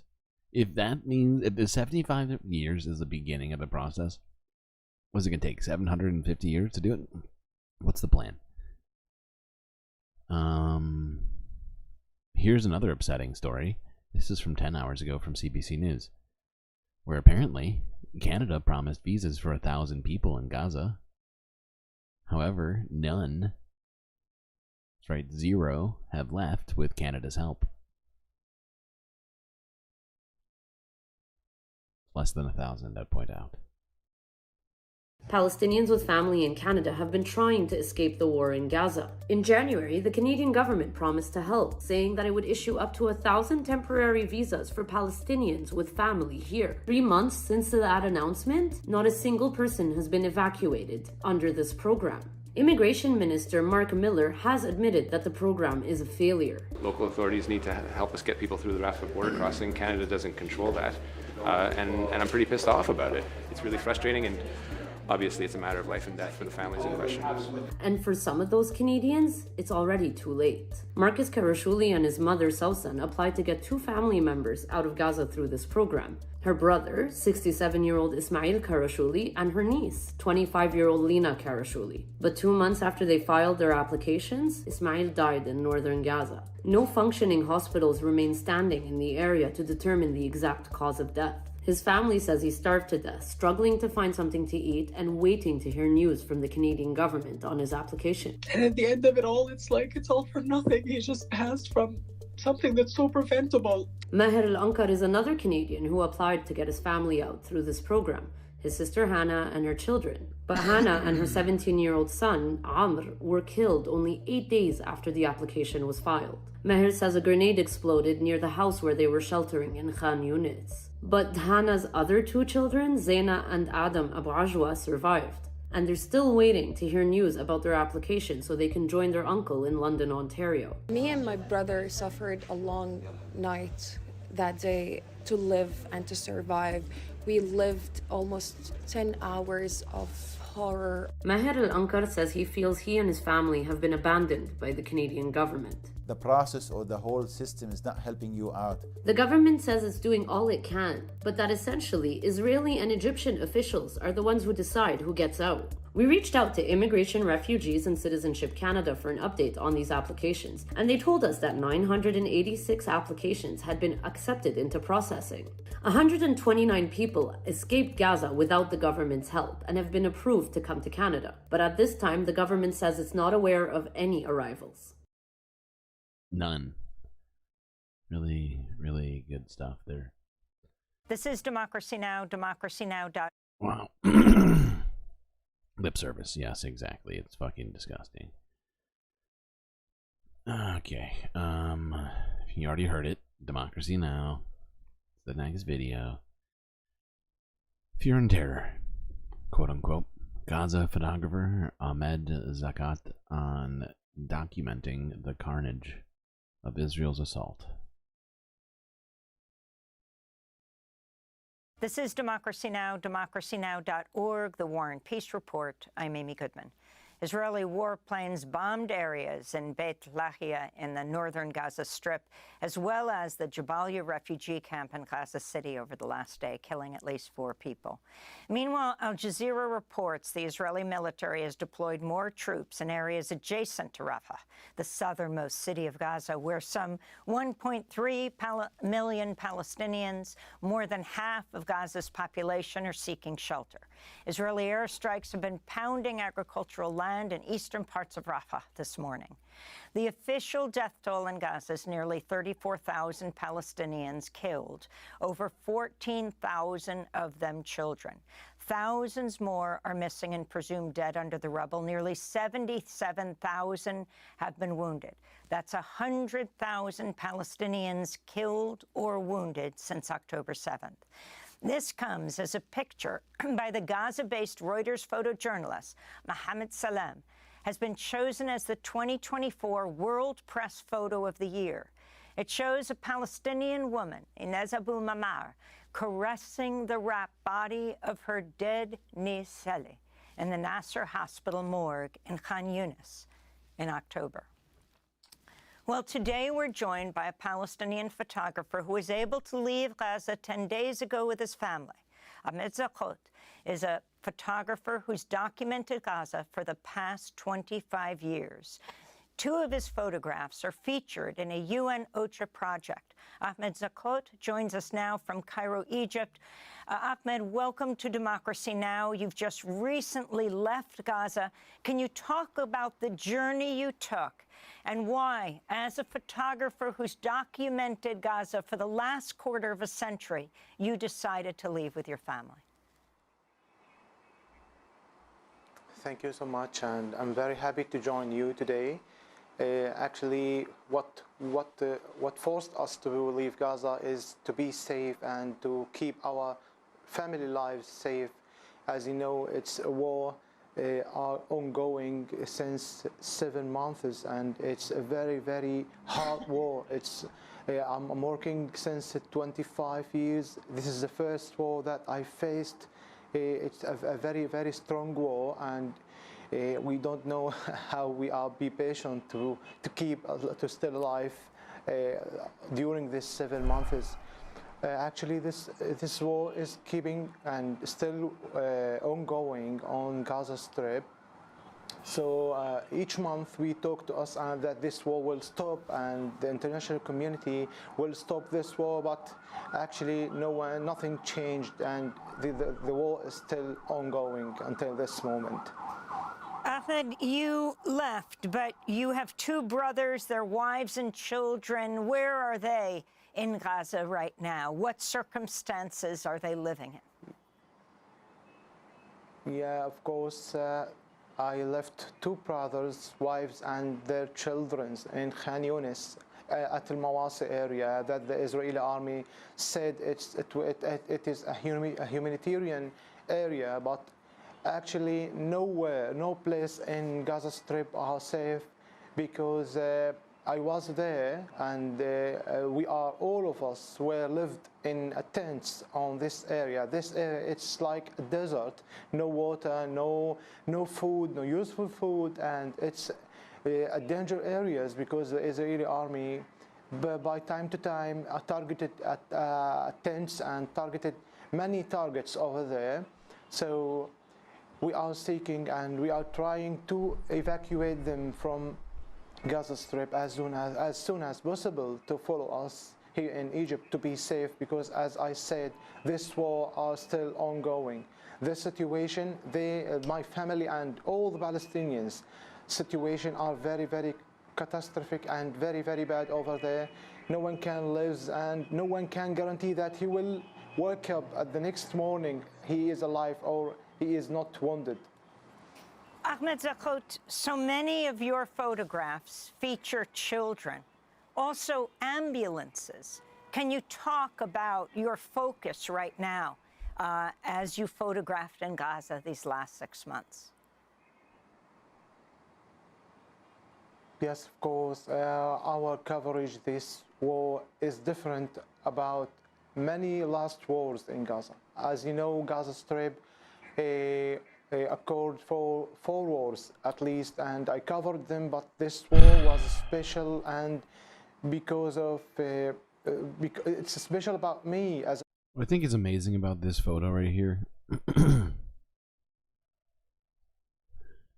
is that you can see that the rest of everything around this ambulance is untouched. The buildings are intact. The street is, well, it's, you don't see any craters. It's just the ambulance that was hit. This is a sort of evidence that the ICJ needs to convict Israel of war crimes, right? Because this right here is an obvious war crime. It's just an ambulance. It's just a fucking ambulance. And it's been demolished. And because of it's special about me as a photojournalist for 25 years, because the intensive hits, the intensive heavy attacks on the neighborhoods, the cities, the buildings, and also it hits the civilians, the innocent people actually. So it's different. This is the first time I felt the, fear and terror this war on me and on my brothers, my family completely actually. So it's I can't accept. I don't understand how anybody can be supporting this anymore. It's completely beyond me. In this war, because it's a very, very big war. We can say each area that we went and cover it, we can say it's like an earthquake hit this area, not bombers and bombs hit this area. There are a lot of distraction. You keep saying war so much, I just said war, not a war. It's a regional war, and then there's a specific genocide. For fuck's sake. Okay, what is... I'm not going to watch this whole thing. We're just going to watch another one of these Democracy Now! Reports discussing this photo collection. Showing the war in Gaza through the lens of Palestinian journalists.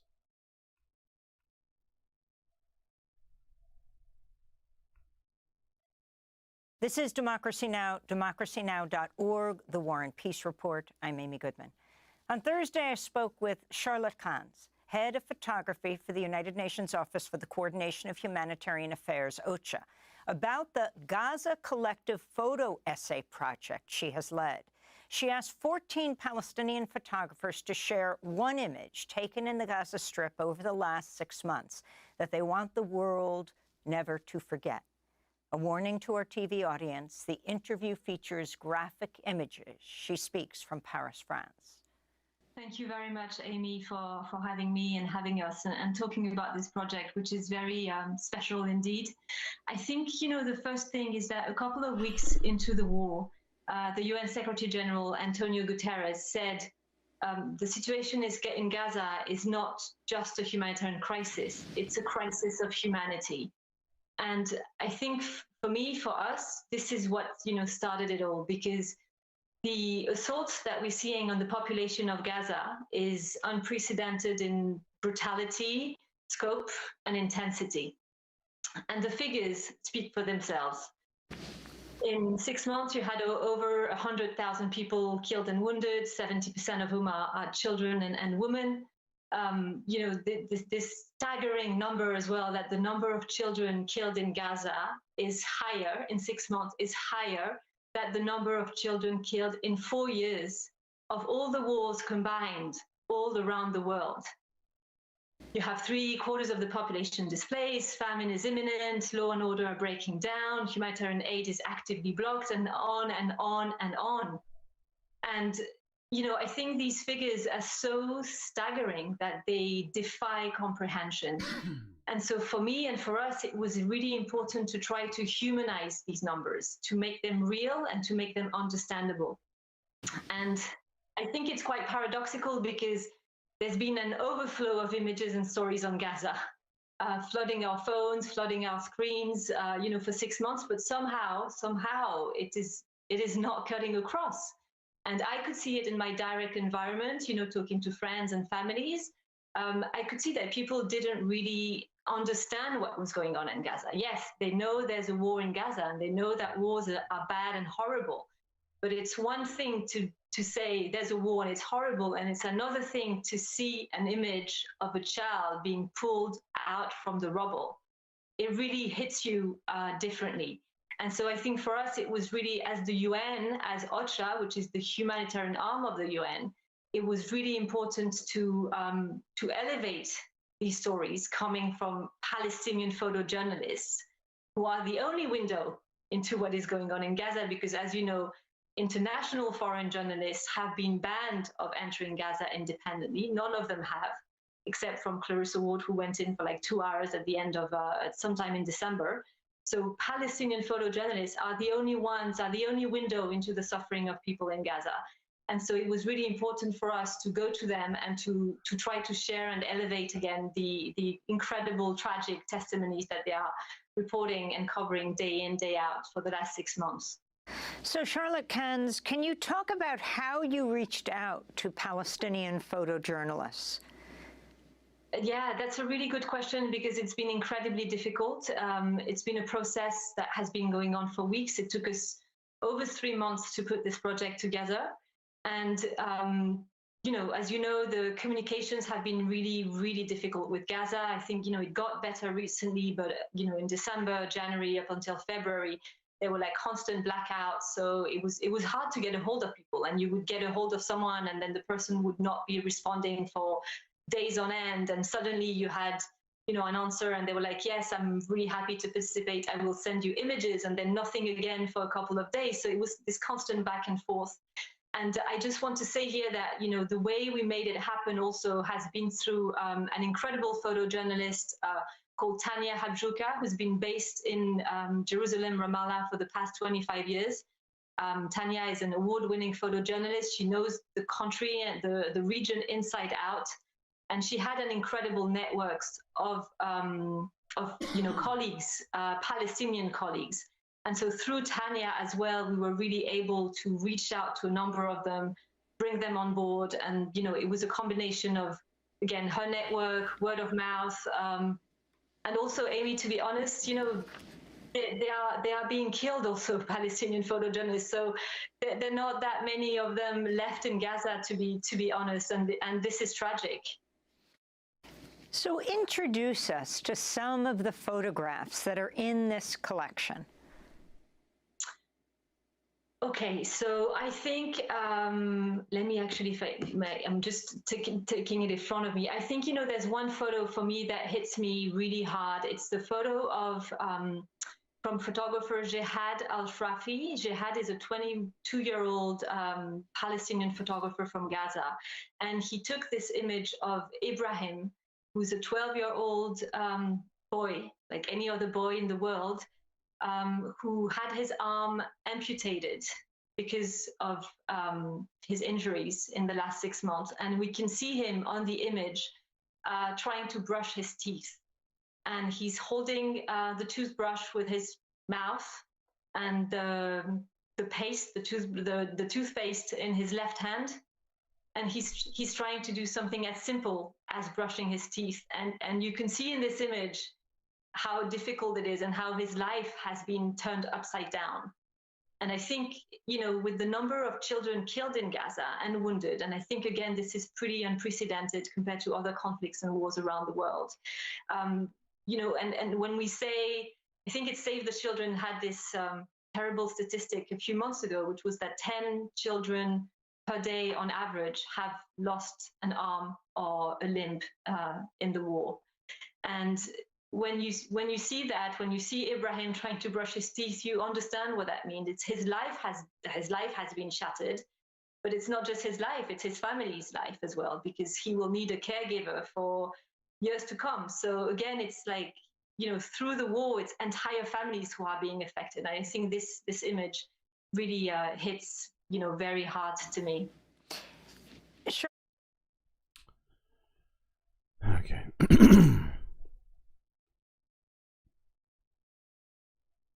A lot of talk about audio over here for some reason.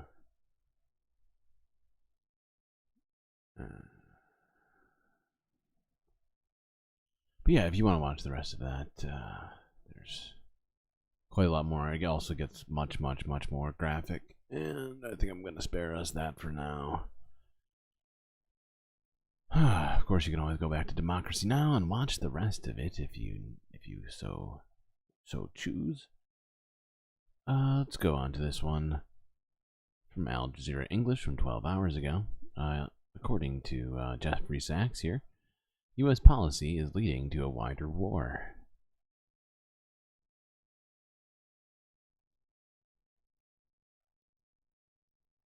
Been a steady supporter of Israel, but can growing criticism of President Biden's handling of Gaza turn the tides?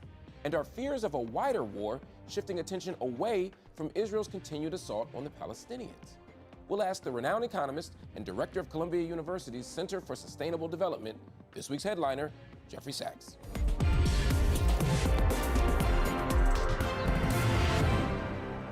Jeffrey Sachs, thank you so much for joining us on Upfront. Great to be with you. On April 13th, Iran launched more than 300 drones and missiles towards Israel following a deadly Israeli attack on the Iranian consulate in Damascus. It's the first time Iran has directly attacked Israel, while Israel is weighing how it's going to respond to Iran's attack, and global leaders at the same time are saying, hey, you need some restraint here.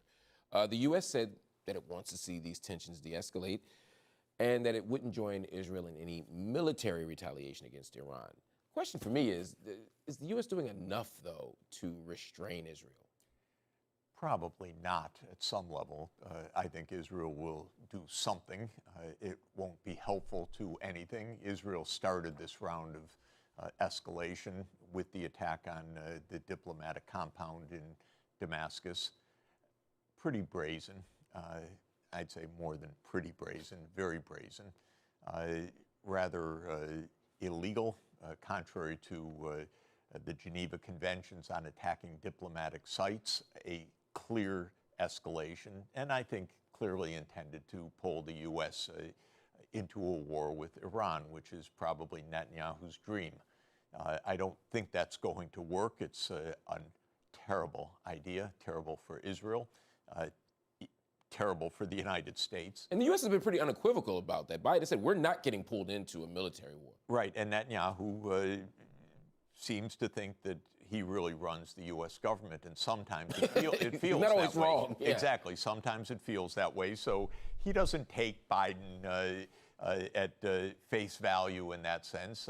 He thinks he can manipulate things or force the hand of the United States or 100%. Get the U.S. to come meekly behind what Israel says, because after all, The U.S. keeps saying no red lines, ironclad commitment, and all the rest.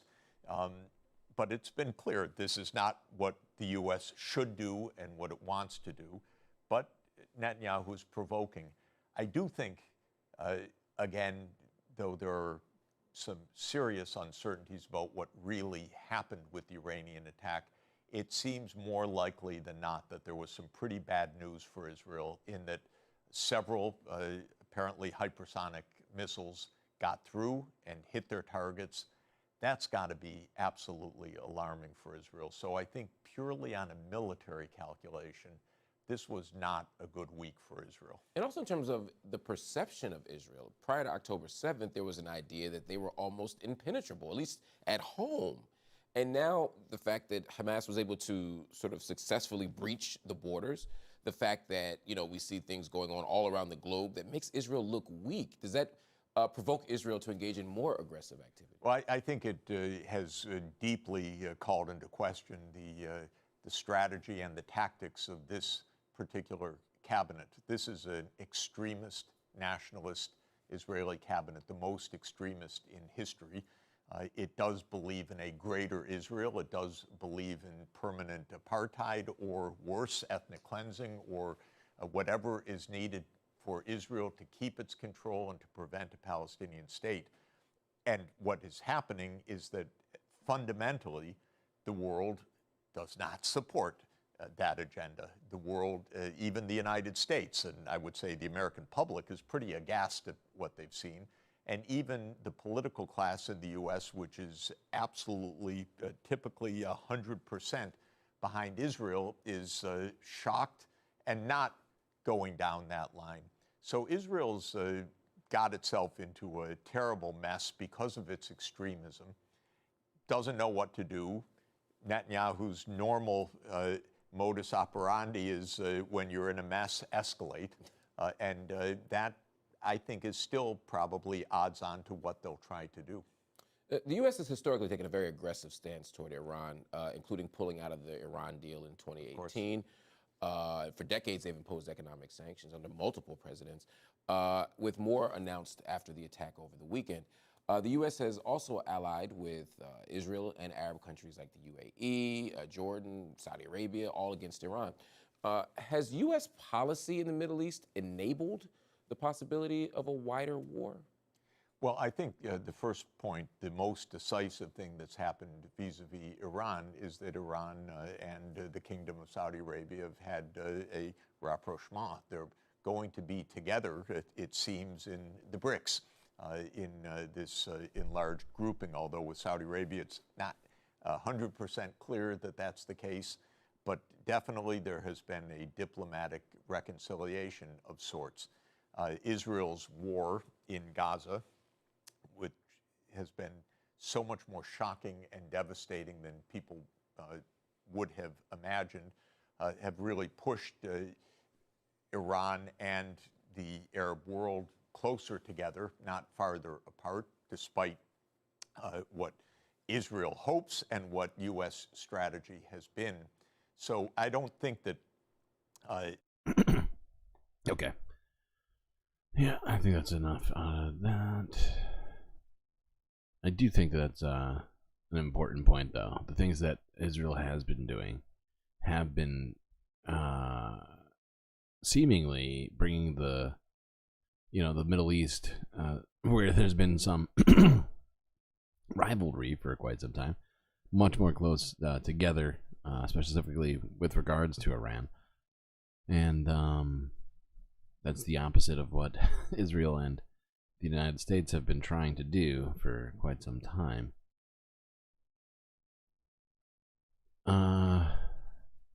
Let's look at this from Al Jazeera, English from 23 hours ago, titled, just quote unquote, "This is still a dangerous moment."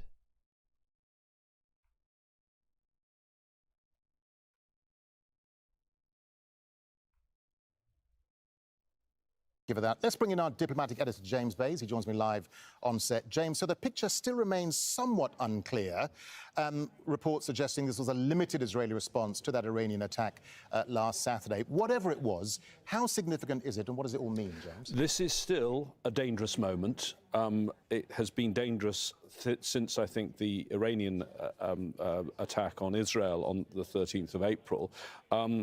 But in terms of what Israel could have done in an attack on Iranian soil, this is about as limited as it could have been, and it seems like the Iranians have repelled it, and for now seem to be downplaying it. I'm sure there will be those. Washington, of course, is not speaking directly to Iran, but there'll be other back channels through other countries, the Gulf countries particularly, Turkey, Switzerland sometimes speaks to Iran for the US. And Oman of the Gulf countries is a key one that operates as an intermediary between the US and Iran. And I'm sure the message, perhaps to Iran, is somewhat similar to the one it was to Netanyahu. Take the win. You took down these drones. Take the win and do not respond, because that's the danger. We then have another Iranian response, then we have another Israeli response, and the danger is miscalculation and escalation in these circumstances. So let's talk about some of the geopolitics, particularly at the UN, James.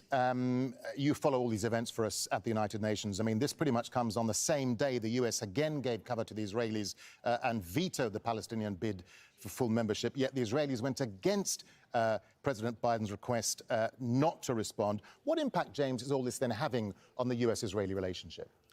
Well, I think there are still tensions. Remember, we sometimes, with all of this going on, forget about what's going on in Gaza and the war in Gaza and the bombardment of the people of Gaza and the fact the Israelis still say they're going to do that Rafah offensive, which the US and its European allies say would be an absolute disaster. I think watch the UN closely for the next couple of hours because with regard to this strike, we need to see if Iran wants a Security Council meeting. Now, the way it works is only one of the 15 members of the Security Council can call a Security Council meeting. As soon as there was the attack on Israel on the 13th of the month. Straight out hours afterwards, the US called for a meeting. Well, if Iran wants a meeting, Russia will call one for Iran. So we need to watch that very closely. James, you've just taken everything back to the UN, so let me just give you a final thought on the UN. What is the mood music at the UN at the moment, James? I mean, how worried... Okay, we know what the music at the UN right now is. It's this.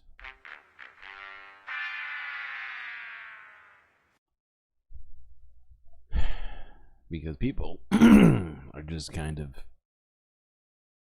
you know, especially like the United States are just obstructing everything. And it's not good. It's not conducive to a united nations.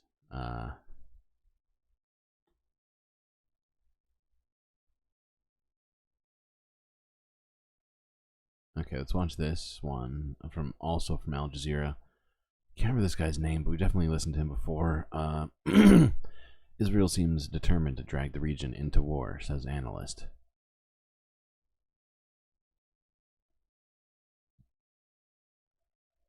We're really on the precipice here. And I think there's a good case to be made that the Israeli state has taken leave of its senses, that it's now become a fully irrational state, determined to drag the entire region into war. But having said that, Israel is not operating in a vacuum. If we look at what has happened in the past 2 weeks, the United States, Israel's chief enabler, did not condemn its attack on the Iranian consulate in Damascus. Although it said it was outraged, how did it respond? It prevented the UN Security Council from condemning that attack. Well, the problem here is that on the one hand, Israel is determined to drag the US and Iran into a direct confrontation.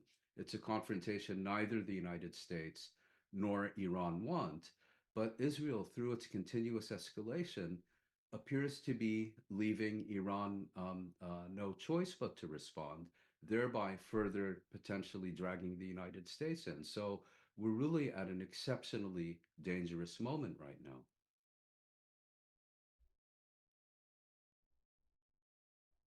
Against our border, against European Union. Okay. Got a couple of pieces here. looking at different leaders discussing the Iran-Israel situation. This is EU's von der Leyen urging Iran and Israel to refrain from further action. Border. We visited. We have to do everything possible that all sides refrain from the escalation in that region. We have seen the massive attack with drones and missiles, around about 300 by Iran on Israel. It is absolutely necessary that the region stays stable and that all sides refrain from further action. Okay, and then we're going to listen to good old fucking Anthony Blinken as well.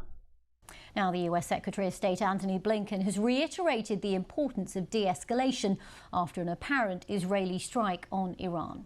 Mr. Blinken was speaking at a G7 meeting in Italy.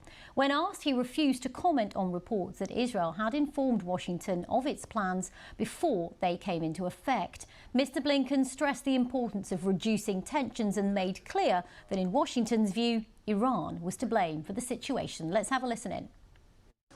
Let me simply, first of all, repeat what our focus has been and what it remains. De-escalation, avoiding conflict, and so yes, calling on all concerned to exercise restraint. That's what we've been doing over the last couple of weeks, and as necessary, that's what we'll continue to do. Again, that's reflected in the statement that you'll see coming from all of the G7 countries. On Rafah, we have been very clear about this. President Biden has been very clear about this. We cannot support a major military operation in Rafah. First, there are currently somewhere around 1.4 million people in Rafah, many of them displaced from other parts of Gaza. In the first instance, it's imperative that people are able to get out of the way of any conflict. And how do you suppose they would do doing that? Getting people out of harm's way. What does that mean? Is a monumental task for which we've yet to see a monumental. plan. And not only getting them out. More than monumental. It's impossible. Harm's way, making sure that they can be supported with humanitarian assistance if they're out of harm's way. But second, even if people are let me largely out amend of that. harm's Let me way, amend that. It's not inevitably impossible. there's going to remain a pretty It's impossible without committing ethnic cleansing. significant civilian population in Rafah, and we believe that a major military operation with a large presence of a civilian population would have terrible consequences for that population. No kidding. We are committed, as Israel is, to ensuring that Gaza cannot be controlled by Hamas. We've seen the devastation and destruction that have resulted from Hamas's leadership and the actions that it's taken. For fuck's sake. That's enough Blinken. Yes, Jessica, of course. You're quite welcome. I got no problem with giving you Jessica. You just got to make sure that you get the likes in, and then you get the Jessica. It's as simple as that. Really. I'm just the one that has to make it happen.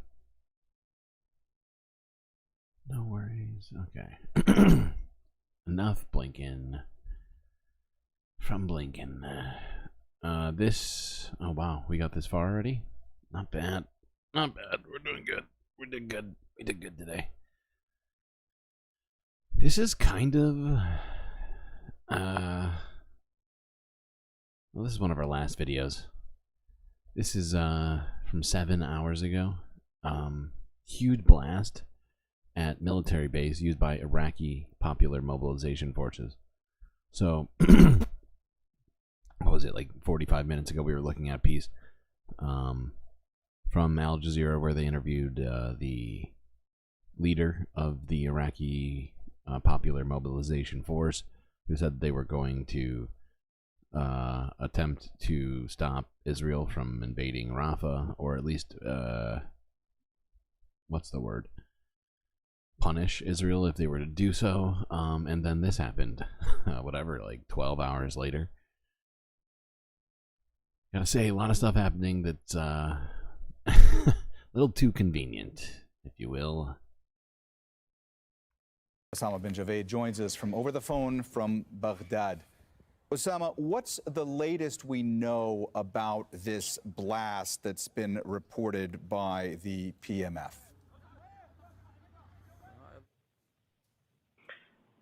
In the last few minutes, we've heard more details from the Popular Mobilization Forces, who alleged that it was essentially U.S. aircraft which targeted the headquarters of the 7th River Brigade at the Khalsu military base. This is, as you mentioned, between Baghdad and Babylon, so south of Baghdad, north of Babylon.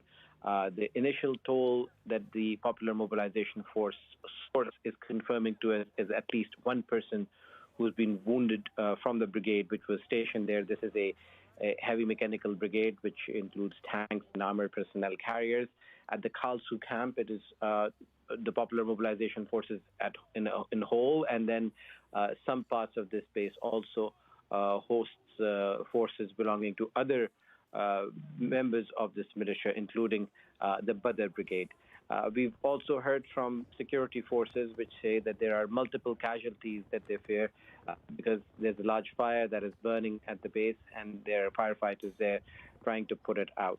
But there are also reports of other aircraft flying in the area, including Baghdad and other localities around Baghdad. And Osama, obviously the timing here is very interesting. This coming just one night after Israel appears to have carried out that attack against Iran. At least that's according to U.S. officials. If you could just talk our viewers through the significance of the Popular Mobilization Forces, how much sway they have in Iraq, when they were established, and how they were incorporated into Iraq's security apparatus. Well, just let me walk you back through the last 24 hours. That about 24 hours ago, we woke up again to these news of explosions that were heard in Iraq and then later denied. There were denials from the Iraqi security forces that there have been any bases or places which have been attacked in this alleged Israeli attack. But then there are some images of projectiles which have landed in parts of Iraq, which some sources claim that they were Israeli missiles or rockets or part of fuselages of some missiles. But that just gives you a sense of tenterhooks that this country has been on ever since that Iranian retaliation for the Israeli attack in Syria. And then people have been waiting with a bated breath on what's going to happen. So now there seems to be some sort of incident. We don't know exactly who is involved. Obviously, the Popular Mobilization Forces pointing their fingers towards the United States. But again, so yeah, I don't think it's a coincidence at all. Now, Israel has not claimed responsibility for the strike, but I think it's pretty clear the events line up pretty, just sort of like just dominoes, right? One after the other. Iran makes a statement, makes a response to Israel. They attack them. The Iraqi mobilization forces make just a response on a television network, and blam. It genuinely just seems like Netanyahu is his only plan right now is to create even more problems in the Middle East, create even more fighting, more war on all fronts, drawing in the West so that the rest of the world will forget about what's happening in Palestine and Gaza. It's very frustrating that nobody seems to be ready to stop him from what's happening, from what they're doing happening. It's not a passive action. They're actively doing this shit. Okay. So I've got a little treat for you today. Just because I felt like y'all deserved it after having quite a shitty week. If I'm not, if I'm being honest, a lot of fucking stuff happened this week. So let's watch this. Not all of it, just part of it. But I didn't actually get to see this live. Now maybe some of you had, and well, congratulations on having been there for it. But I'm not even gonna I'm not even going to tell you what it is.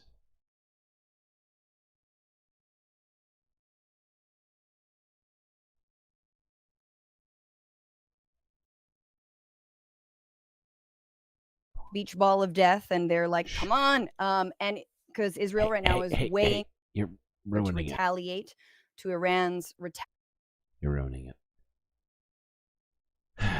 Goddamn you, YouTube.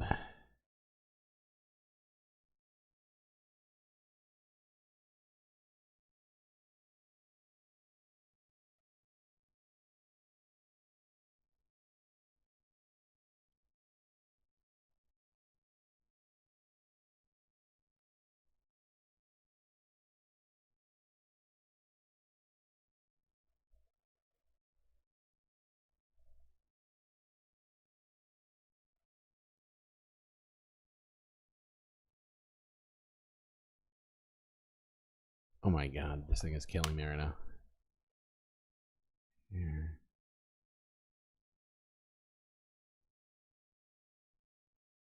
I hate this new feature on YouTube. I don't want to be able to select the goddamn text on videos. It's so unnecessary.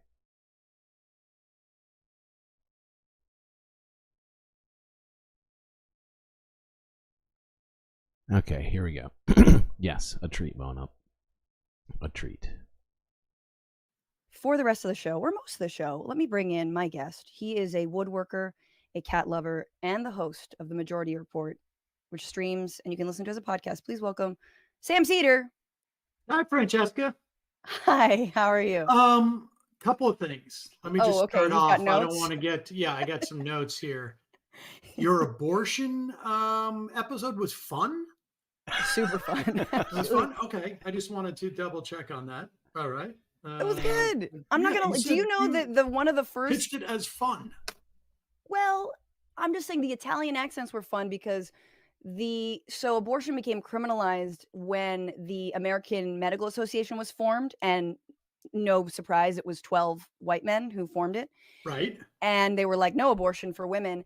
And then one of the guys on the AMA that was like specifically making recommendations about reproductive rights wrote a book for women about why they should have kids. And the title was Why Not? And that's the most Italian ass thing. Like, hey, why not? So we explored that. No, I get that. That element of it. Yeah. All right. Fair enough. Okay. The thing that I'm bitching about, please, I want to get to there just in a moment because I want to piggyback on yours a little bit. Yeah. First off, I mean, part of the problem is its interest rates are too high. And so it's locking in a lot of these boomers. Right. I am not technically a boomer myself, but I'm very, very close. And I can tell you, like, you can't, you move out of your house that you bought at a 2.5% interest rate. You sell that and you got to go buy another place at a 7% interest rate. You could downsize and it's still going to cost you double per month what it was costing before. So that's part of the problem. And there's a theory out there that some analyst from JP Morgan actually just wrote up, and Stephanie Kelton's been talking about for a long time. I think I can leave you in the hands of Fran and Sam. Theory that the interest rates can also function, that supposedly high interest rates, which are supposedly to decrease inflation, can actually increase inflation, particularly when the big driver right now for inflation numbers is housing.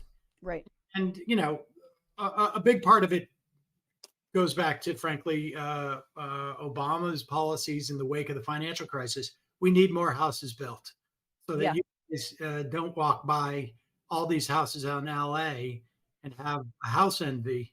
But I'm like about to put up like a little ad that's like, hey, me and my small family want to like rent half of your home. Do you have a pool? Because it gets hot here.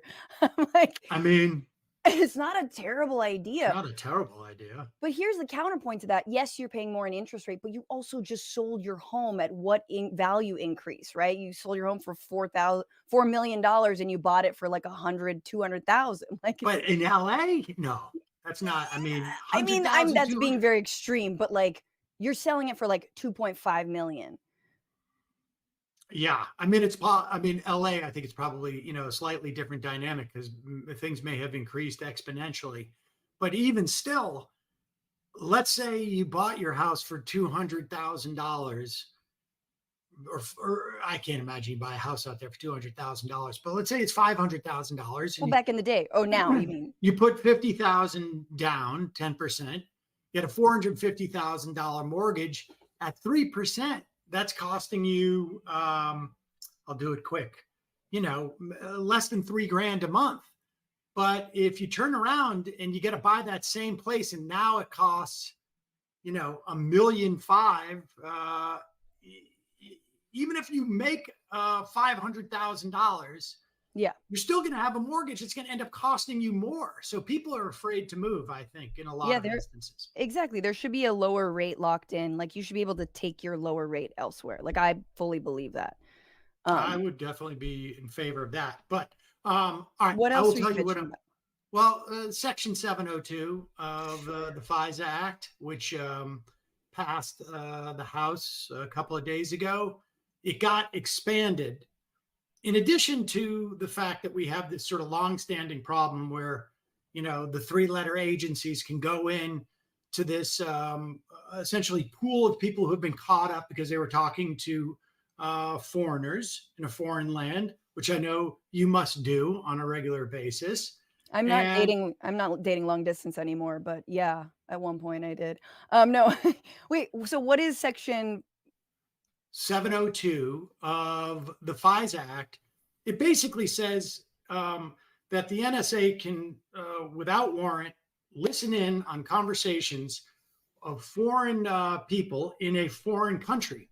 But if I call, they can record me, a U.S. citizen, and it lives in this sort of database. And the problem has been over years is that people can access that without a warrant to look at my stuff. Supposedly it's incidental.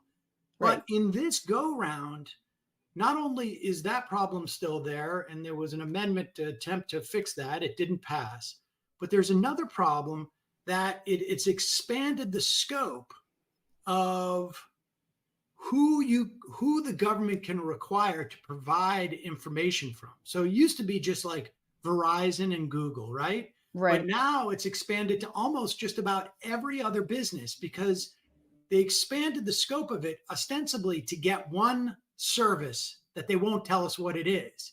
But they expanded it in such a way that it's any business that deals in any way with communication. And of course, every business now deals with communication in some fashion or another. And so it's really problematic. And the folks at the Brennan Center and Demand Progress are asking folks to call their senators and tell them to get rid of the provision in Section 702 that expands who does the spying on Americans.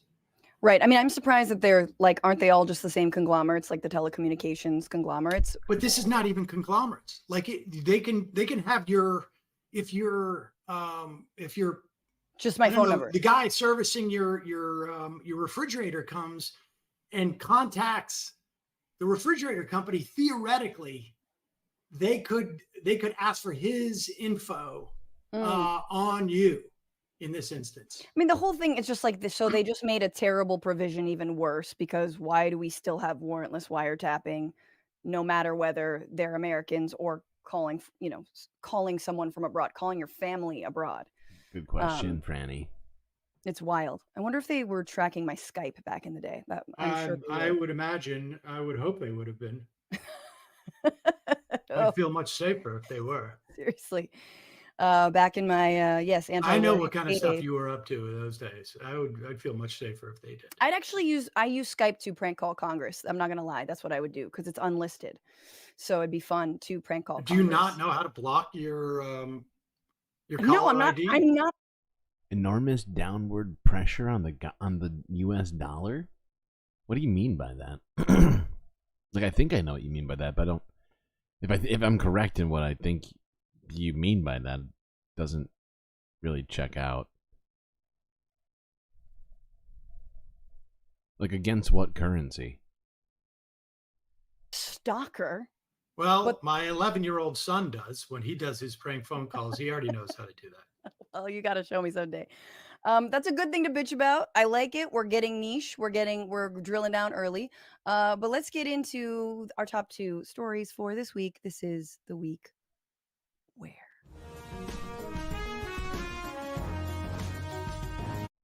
But like, just speaking on this currency thing, because I'm not sure. What Okay, so this was the week where World War III seems to be. I'm not even sure what started this conversation. Buffering, you know, about. edging, undecided.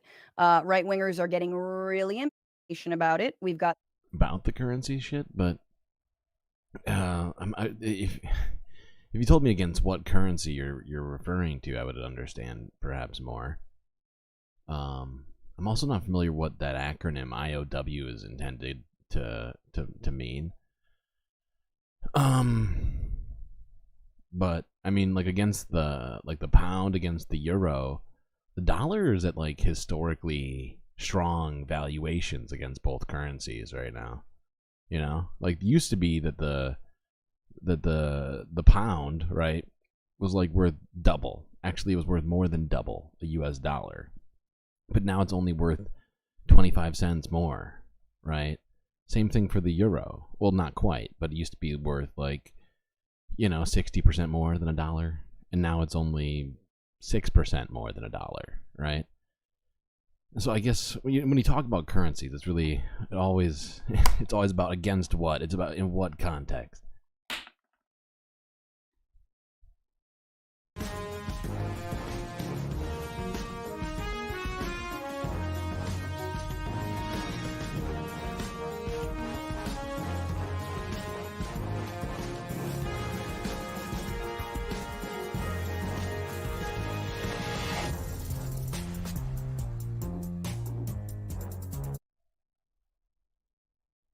I'm just gonna fast forward us to where the rest of the Sam is. Where's the rest of the Sam? God dang it. What happened? Wait, why are we at the beginning of this interview? What the fuck happened? What? How did this go backwards? What the fuck? Where were we even? Oh, god dang it. There's some writers out there who I think are, sympathetic or more than sympathetic with the Palestinian cause, who feel like while Iran had justification, they were retaliating for a rather unprecedented attack on a consulate, that they sort of shifted the narrative a little bit, where Israel became, at least in the context of like the Washington blob, more sympathetic because they were under attack all of a sudden, despite the fact that they instigated it, and probably instigated it for this exact reason, so that they could be attacked by Iran, and with the hopes of drawing the U.S. into a wider conflict. That seems to be like what Israel's wanted to do from the beginning. So I don't know. I don't know if Biden's, it's having to do stressful things to keep its exchange value. I'm not sure what you mean by that at all. Now you've completely lost me. Completely lost me now. I don't know what that means. Yeah, because usually when people say pressure on a currency, it means that it's trading against all other currencies badly, or against most currencies, or like, for instance, like the US dollar. That's just the normal. So like, I guess if you mean something different, I guess I'm just I must just be missing your point, I think. I'm not sure. Doing anything other than posturing, because that seems to. The stressful things are being high interest rates on the money supply reduction. Fact is everybody is doing high interest rates right now, right? Like the EU, the Bank of England, I mean, even Japan, who was the first one and essentially the last one. Like Japan was the first like central bank to start lowering interest rates artificially by buying its own bonds in a process called quantitative easing. That was over 20 years ago, I want to say. I could be wrong on that exact date, but it happened a very long time ago. But even now they're raising interest rates, right? Everybody is raising interest rates to artificially prop up their currencies right now. A lot of it has to do with the fact that the Federal Reserve, though, has been raising its interest rates. It effectively, the Federal Reserve raised interest rates, and that put pressure on currencies across the world, since everyone pegs their currencies to the dollar. Well, not everybody, but a lot of countries happen to peg commodities and other sorts of things to the US dollar.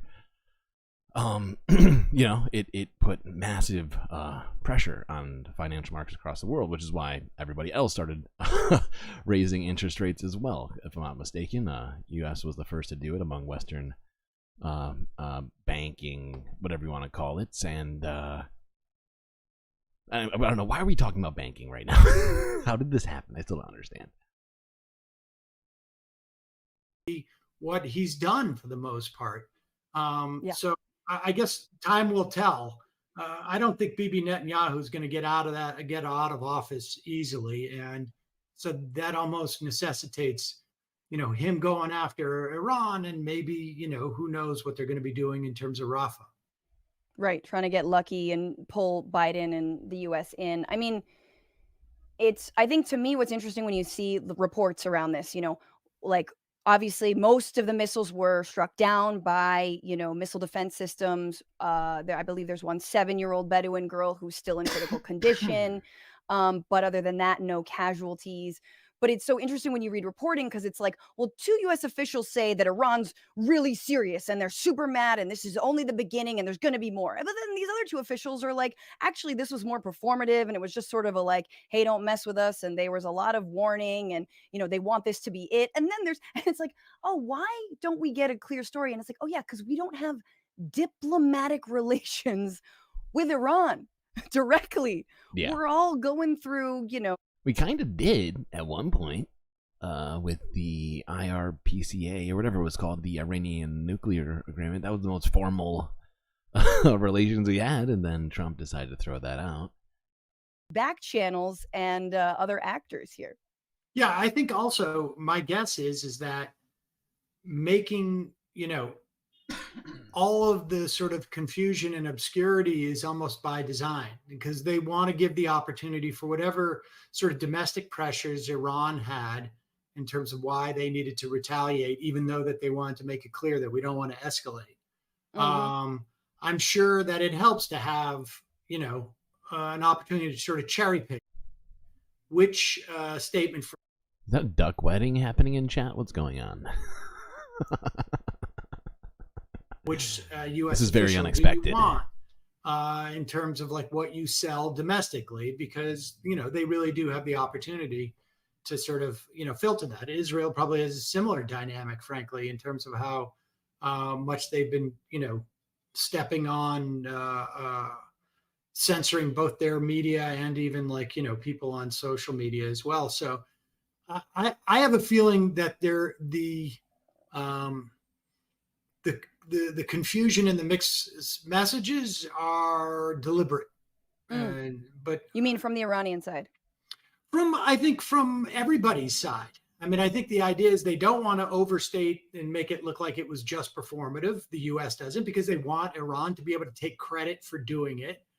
And there are some tangible things. I imagine they all got, intel as to like what Iran can and cannot do, maybe. And Iran has a sense of like what Israel and the U.S. can and cannot do in terms of defenses, et cetera, et cetera. But yeah, the Iranians did it for somebody. And if they're telling the U.S. on one hand, we're going to stop as soon as we do this, and we're just going to go basically on the margins in terms of what we, aim at. They also don't want to seem like they're being cucked. And so they've got, maybe there's mixed messages so that they can sort of have their cake and eat it too. I think that makes sense. I mean, what's interesting is that like actually Iran is the sort of level-headed calculating one, where it's like now we're all waiting on Israel to be level-headed and calculating. 100%. Cool. Don't like this situation. Don't like where we are now. Totally normal. We haven't seen them be cool and collected for 6 fucking months, if not longer. Yeah. But okay, so that's our reaction. But what about the right that somehow doesn't understand that there is no American appetite for war, even among their base, but of course is going to use this to try to hit at Joe Biden? Here is former, what was he? Newt Gingrich? Bolton. John Bolton was the secretary. Former ambassador National to the Security. UN. yes. Well, under Trump, he was national security advisor. There we Under Right, Bush, right. he I was going to say the, Secretary of Defense. Recess appointed ambassador to the UN. Security advisor. Crushing it. Here he is. Joe Biden, as some press reports have it, John is Bolton, this urging fucking the ghoul. Israelis not to retaliate at all.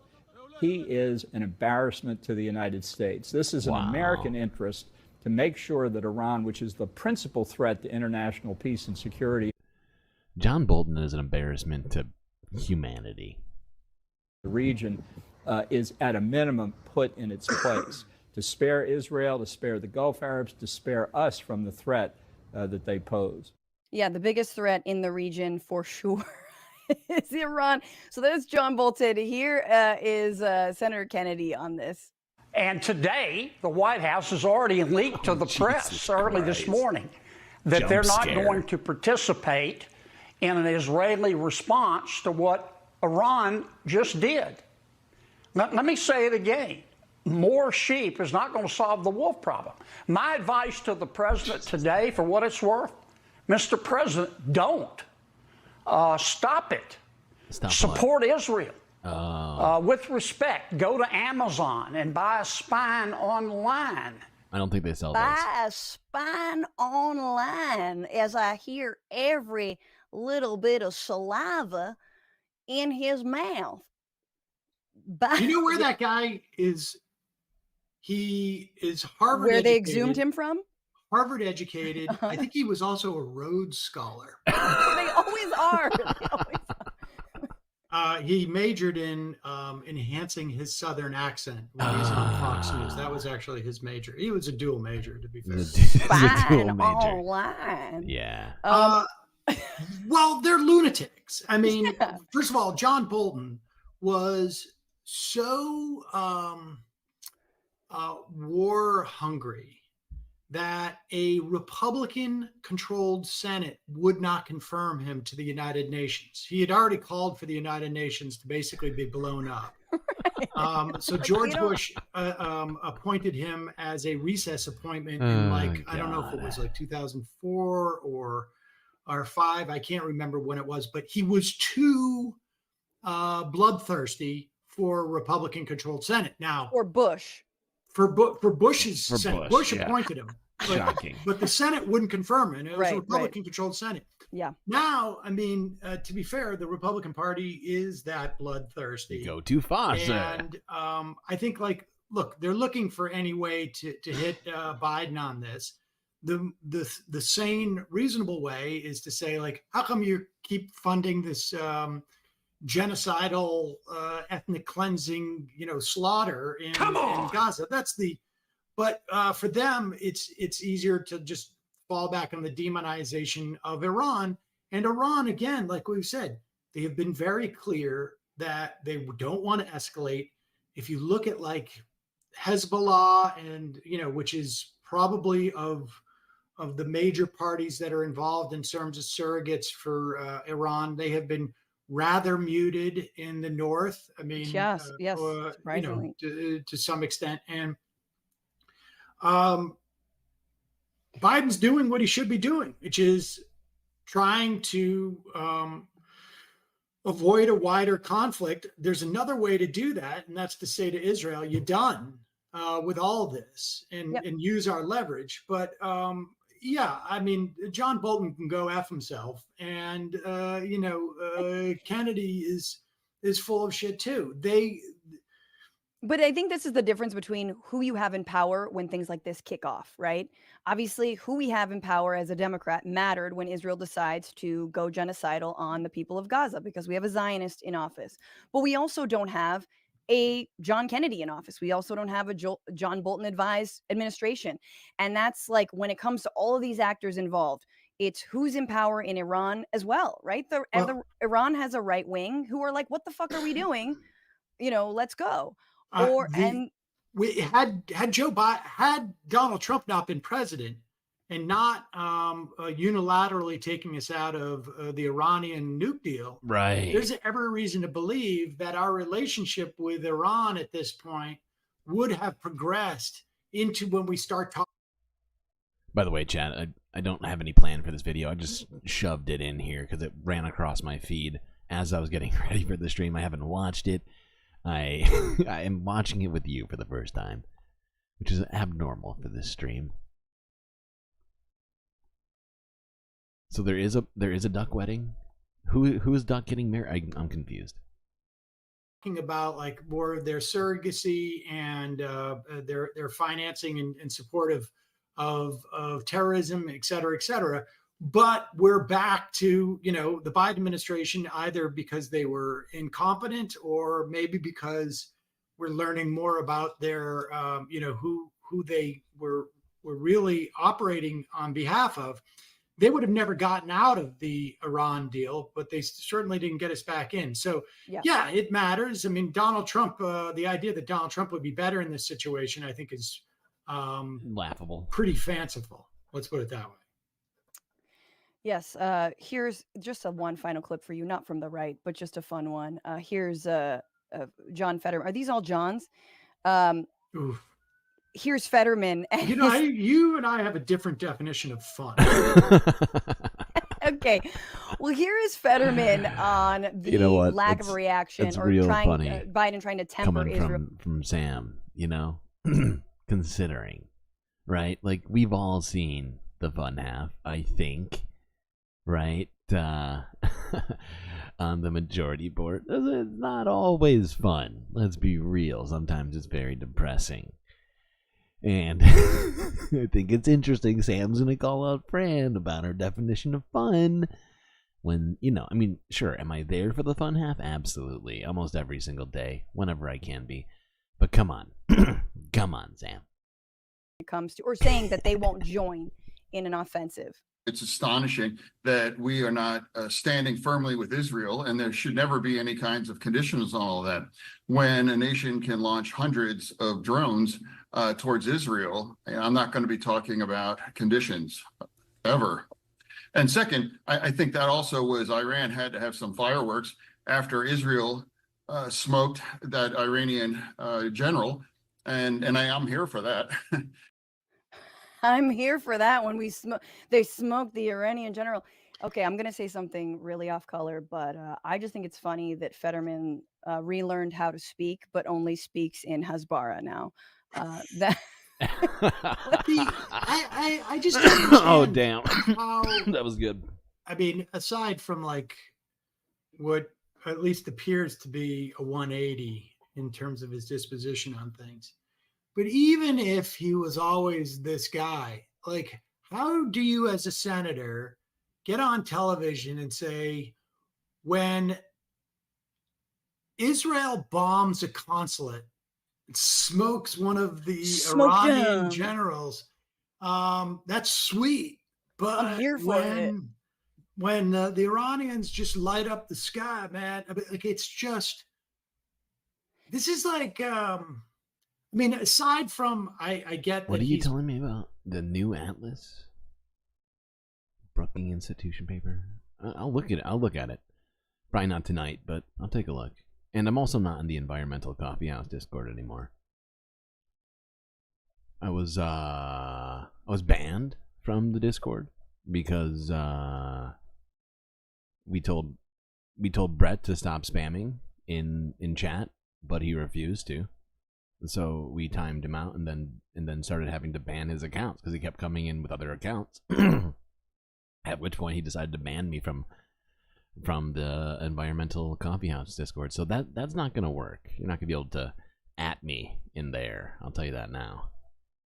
Not happening. This sort of like rabid Zionist all of a sudden. But don't you have to have? I mean.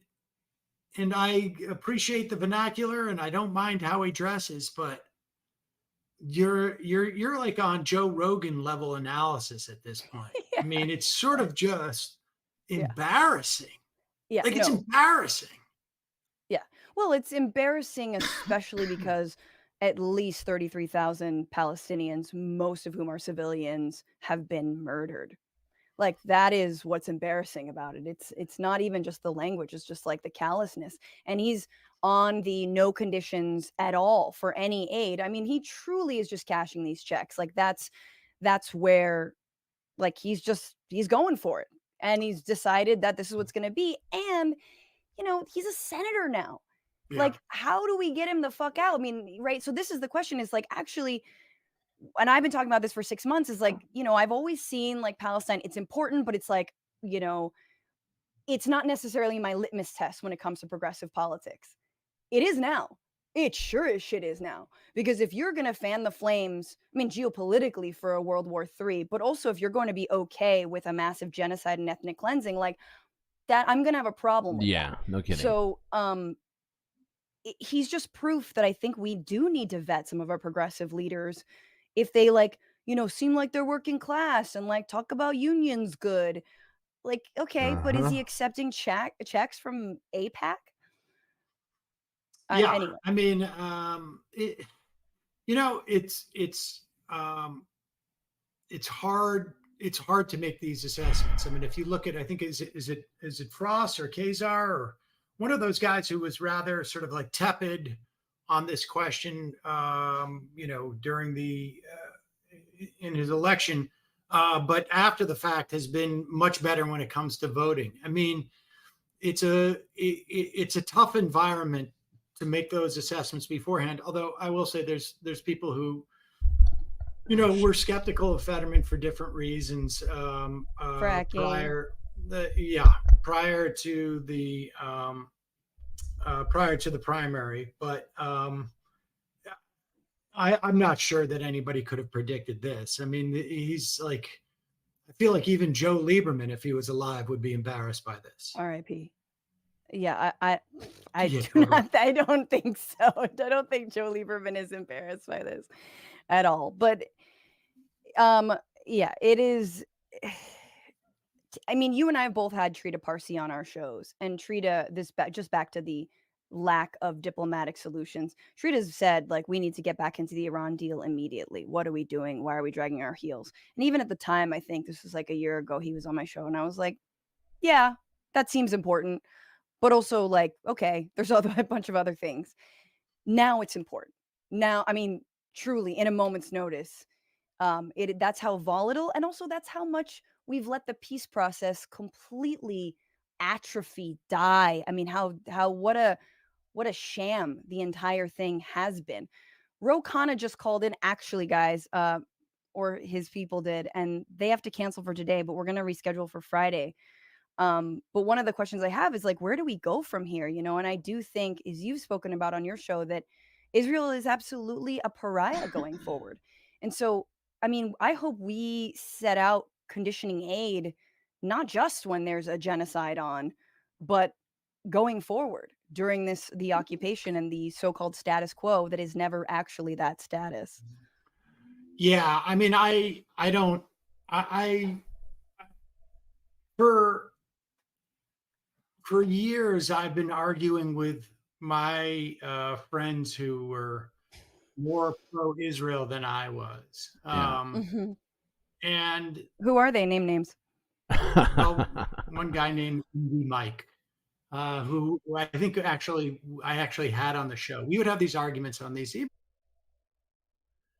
know, Sam's like knowledge of American politics and of like for like the last whatever, like 30-40 years is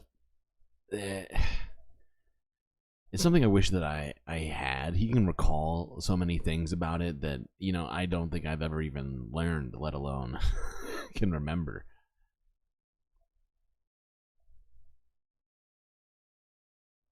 Oh, really?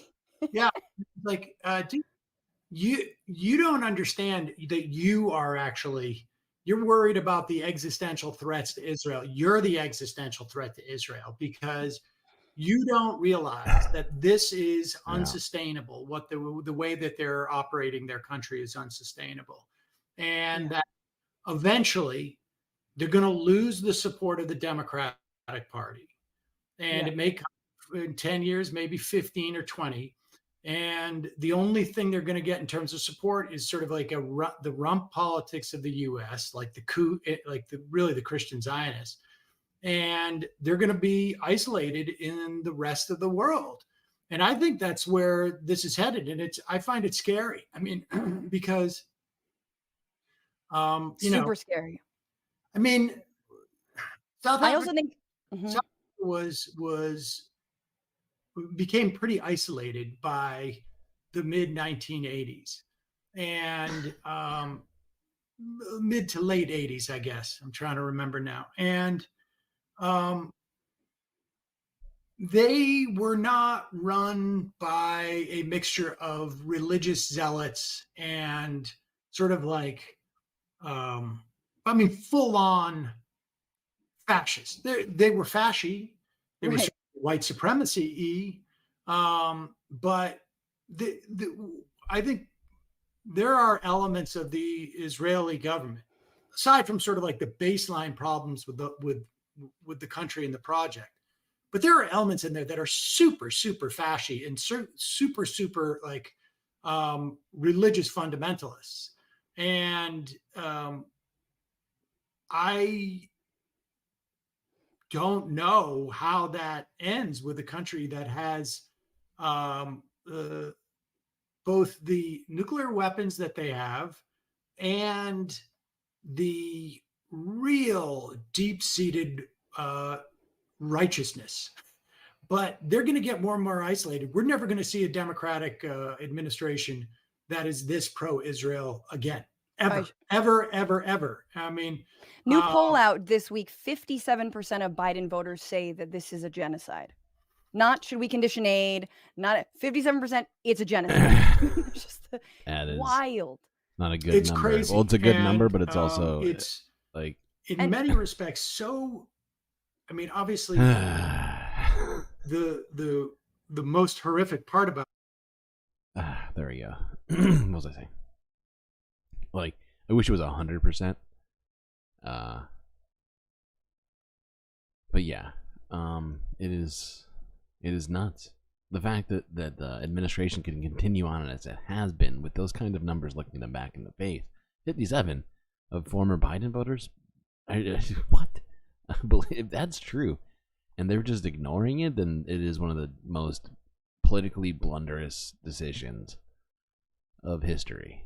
This is the 30, probably twice as many thousand that are dead at this point, and the sort of like a burgeoning famine. But for the Biden administration to imperil this election because of this sort of like, I mean, did you see that clip? There was a clip in this book called The Internationalist by a guy named it just came out. I can't remember the name of the book. Okay.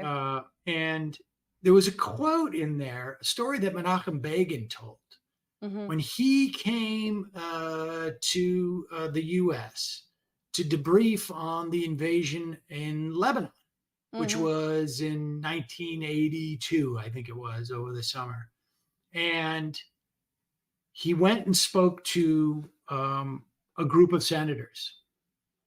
One senator got up and said, "You have every right to kill women and children when you go into Lebanon to protect your country." And Begin, who, remind you, was a part of basically a terrorist group, blew up the King David Hotel in 1947 in Jerusalem. Begin got up and was like, no, we don't. Oh no, a runaway duck. Duck is running away from the wedding? He got cold webs? Good God, Duck. Where's your pride? We don't do that. I just want to make it clear to everybody here. We're not subscribing to what this guy said. And, please, we're not interested in that. That guy was Joe Biden. Yeah, I just read. Yeah. And so I don't think we're ever going to see an administration like this in any way. I find it hard to believe that there's too many people. Maybe McGurk is one of these guys who's, promoting this type of thing. But down the road, I think we're going to see a Democratic Party that is far more skeptical of Israel, regardless of AIPAC money, et cetera, et cetera. I think it's just going to be the case.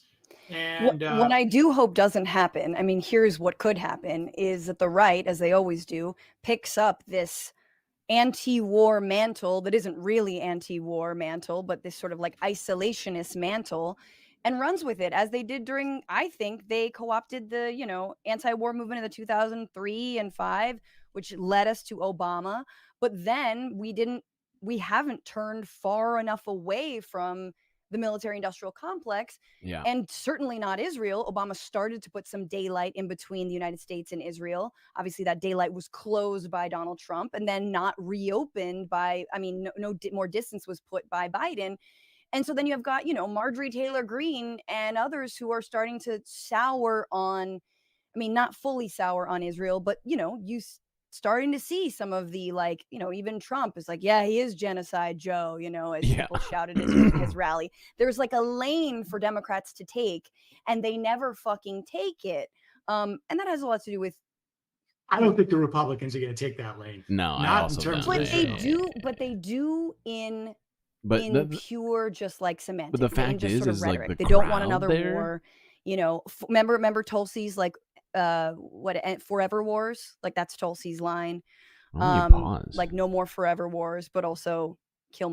But like the crowd that was there, that was chanting "Genocide Joe" at the Trump rally, right? They're, you know, if the numbers work out, you know, the fact is that like the Trump people are just using data for a lot of his talking points. At least what they tell him to say.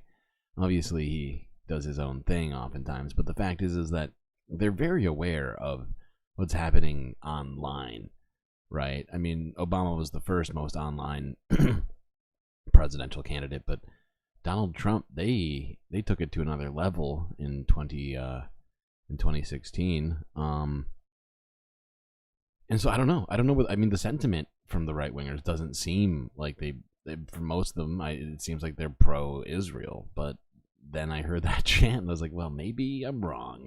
Maybe there's a few in there. I don't know what's gonna happen with that.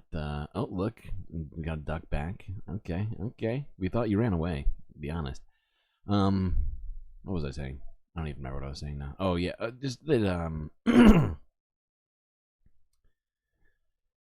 you know, I think that we do need to be the ones to take up that space and not leave the space open.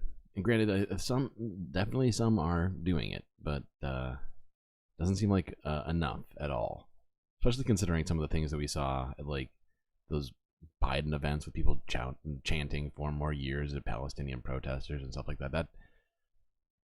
That stuff just really boiled my blood. All right, I think we might actually might call it there. There's more of that interview, but you know, I just threw it in as a treat. Wasn't even expecting to watch it, but considering everything that's been going on, I wanted to give you all something that wasn't so stressful, I guess.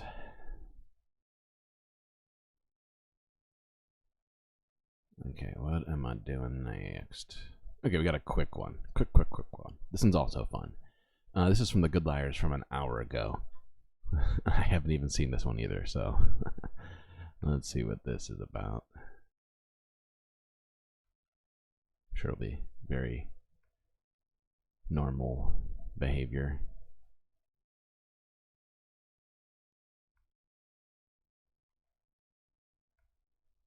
Why don't you just want to go to the next video?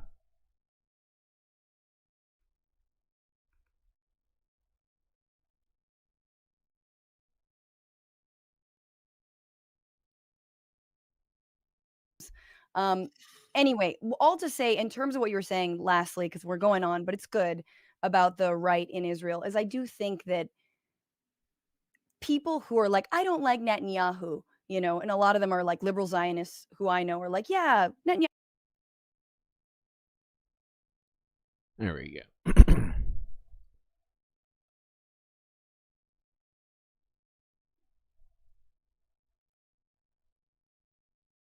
And I've just come from the municipal court of Fulton County, where I've filed a 4-count indictment for an arrest warrant for DA Fannie Willis. Because Fannie... To arrest the DA Fannie Willis? Yes. Have you Weird. spoken with lawyers in putting these together? I have plenty of friends who are attorneys that I talk to regularly and bounce ideas off of. Where did this chick come from? Was this well thought out enough? I think so. What's your view broadly on all this? So Donald Trump and some of his associates. This is well thought.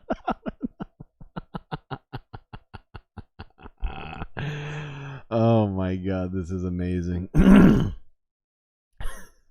don't think it was well thought out enough. He's presenting the DA with a warrant to arrest herself.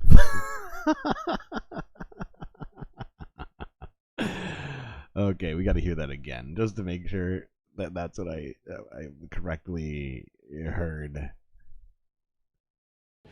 Because Fannie... To arrest the DA Fannie Willis? Yes. DA Fannie of Fulton County, where I've filed a 4-count indictment for an arrest warrant for DA Fannie Willis. Because Fannie... To arrest the DA Fannie Willis? Yes. Have you spoken with lawyers in putting these I together? have plenty of friends who are attorneys that I talk to regularly and bounce ideas off of. Okay, was this well thought out enough? I think so. What's your view broadly on all this? So Donald Trump and some of his associates, did not like the result of the election in Georgia. I think that people found it implausible that an Alzheimer's patient that can barely form a sentence is getting the most votes. Sorry, a what? An Alzheimer's patient, Joe Biden, who can barely form a sentence. What are you saying? I'm saying that Joe Biden is cognitively in decline, and that's fairly obvious. Okay. That guy seems like a completely normal human being with the intelligence of I'm trying to think of a good example. He's basically one of the most impressive legal minds in the United States. I think that's a hands down. I don't think anybody could agree with that. This guy clearly knows what he's doing. There's no reason for us to question it. Totally normal shit. Just asking the DA to arrest herself. That's going to work. Just with I can't think of any reason why it wouldn't work. This guy needs a serious round of applause for being so brilliant. Okay. He's literally using the Trump aesthetic.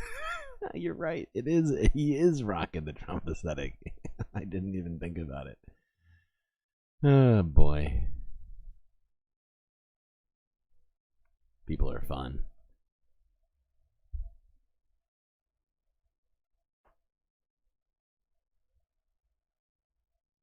I'm pretty sure that that's going to completely work for him.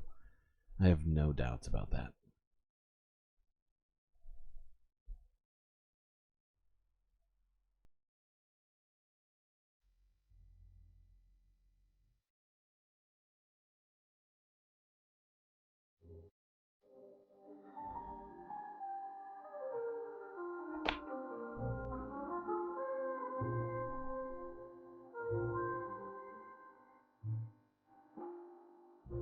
Well, it's another long journey for all of us here today. Seems like the world is still here, but we have a whole lot to do to keep it that way. Hope you enjoyed the stream, or at least learned something. That's it for me, Streamlord. Till I see you next. You stay classy, Galactic Stream Nation.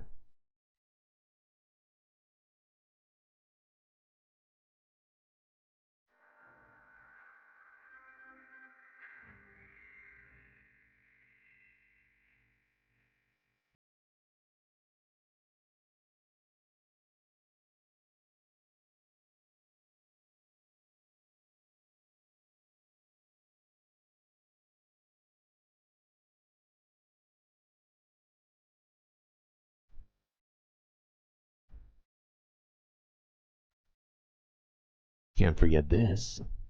These are your Galactic patrons. Gabby, Goth Dogs, Aaron W., Robot Cat, Pitchforks Dragon, The Anti-Corporatist, and Vincent Morales. That's right. This group of individuals, they made the right decisions in life, which led them to being able to help produce the Galactic News Network. You too could do the same for just a few dollars a month by clicking this Patreon link, where space benefits await you.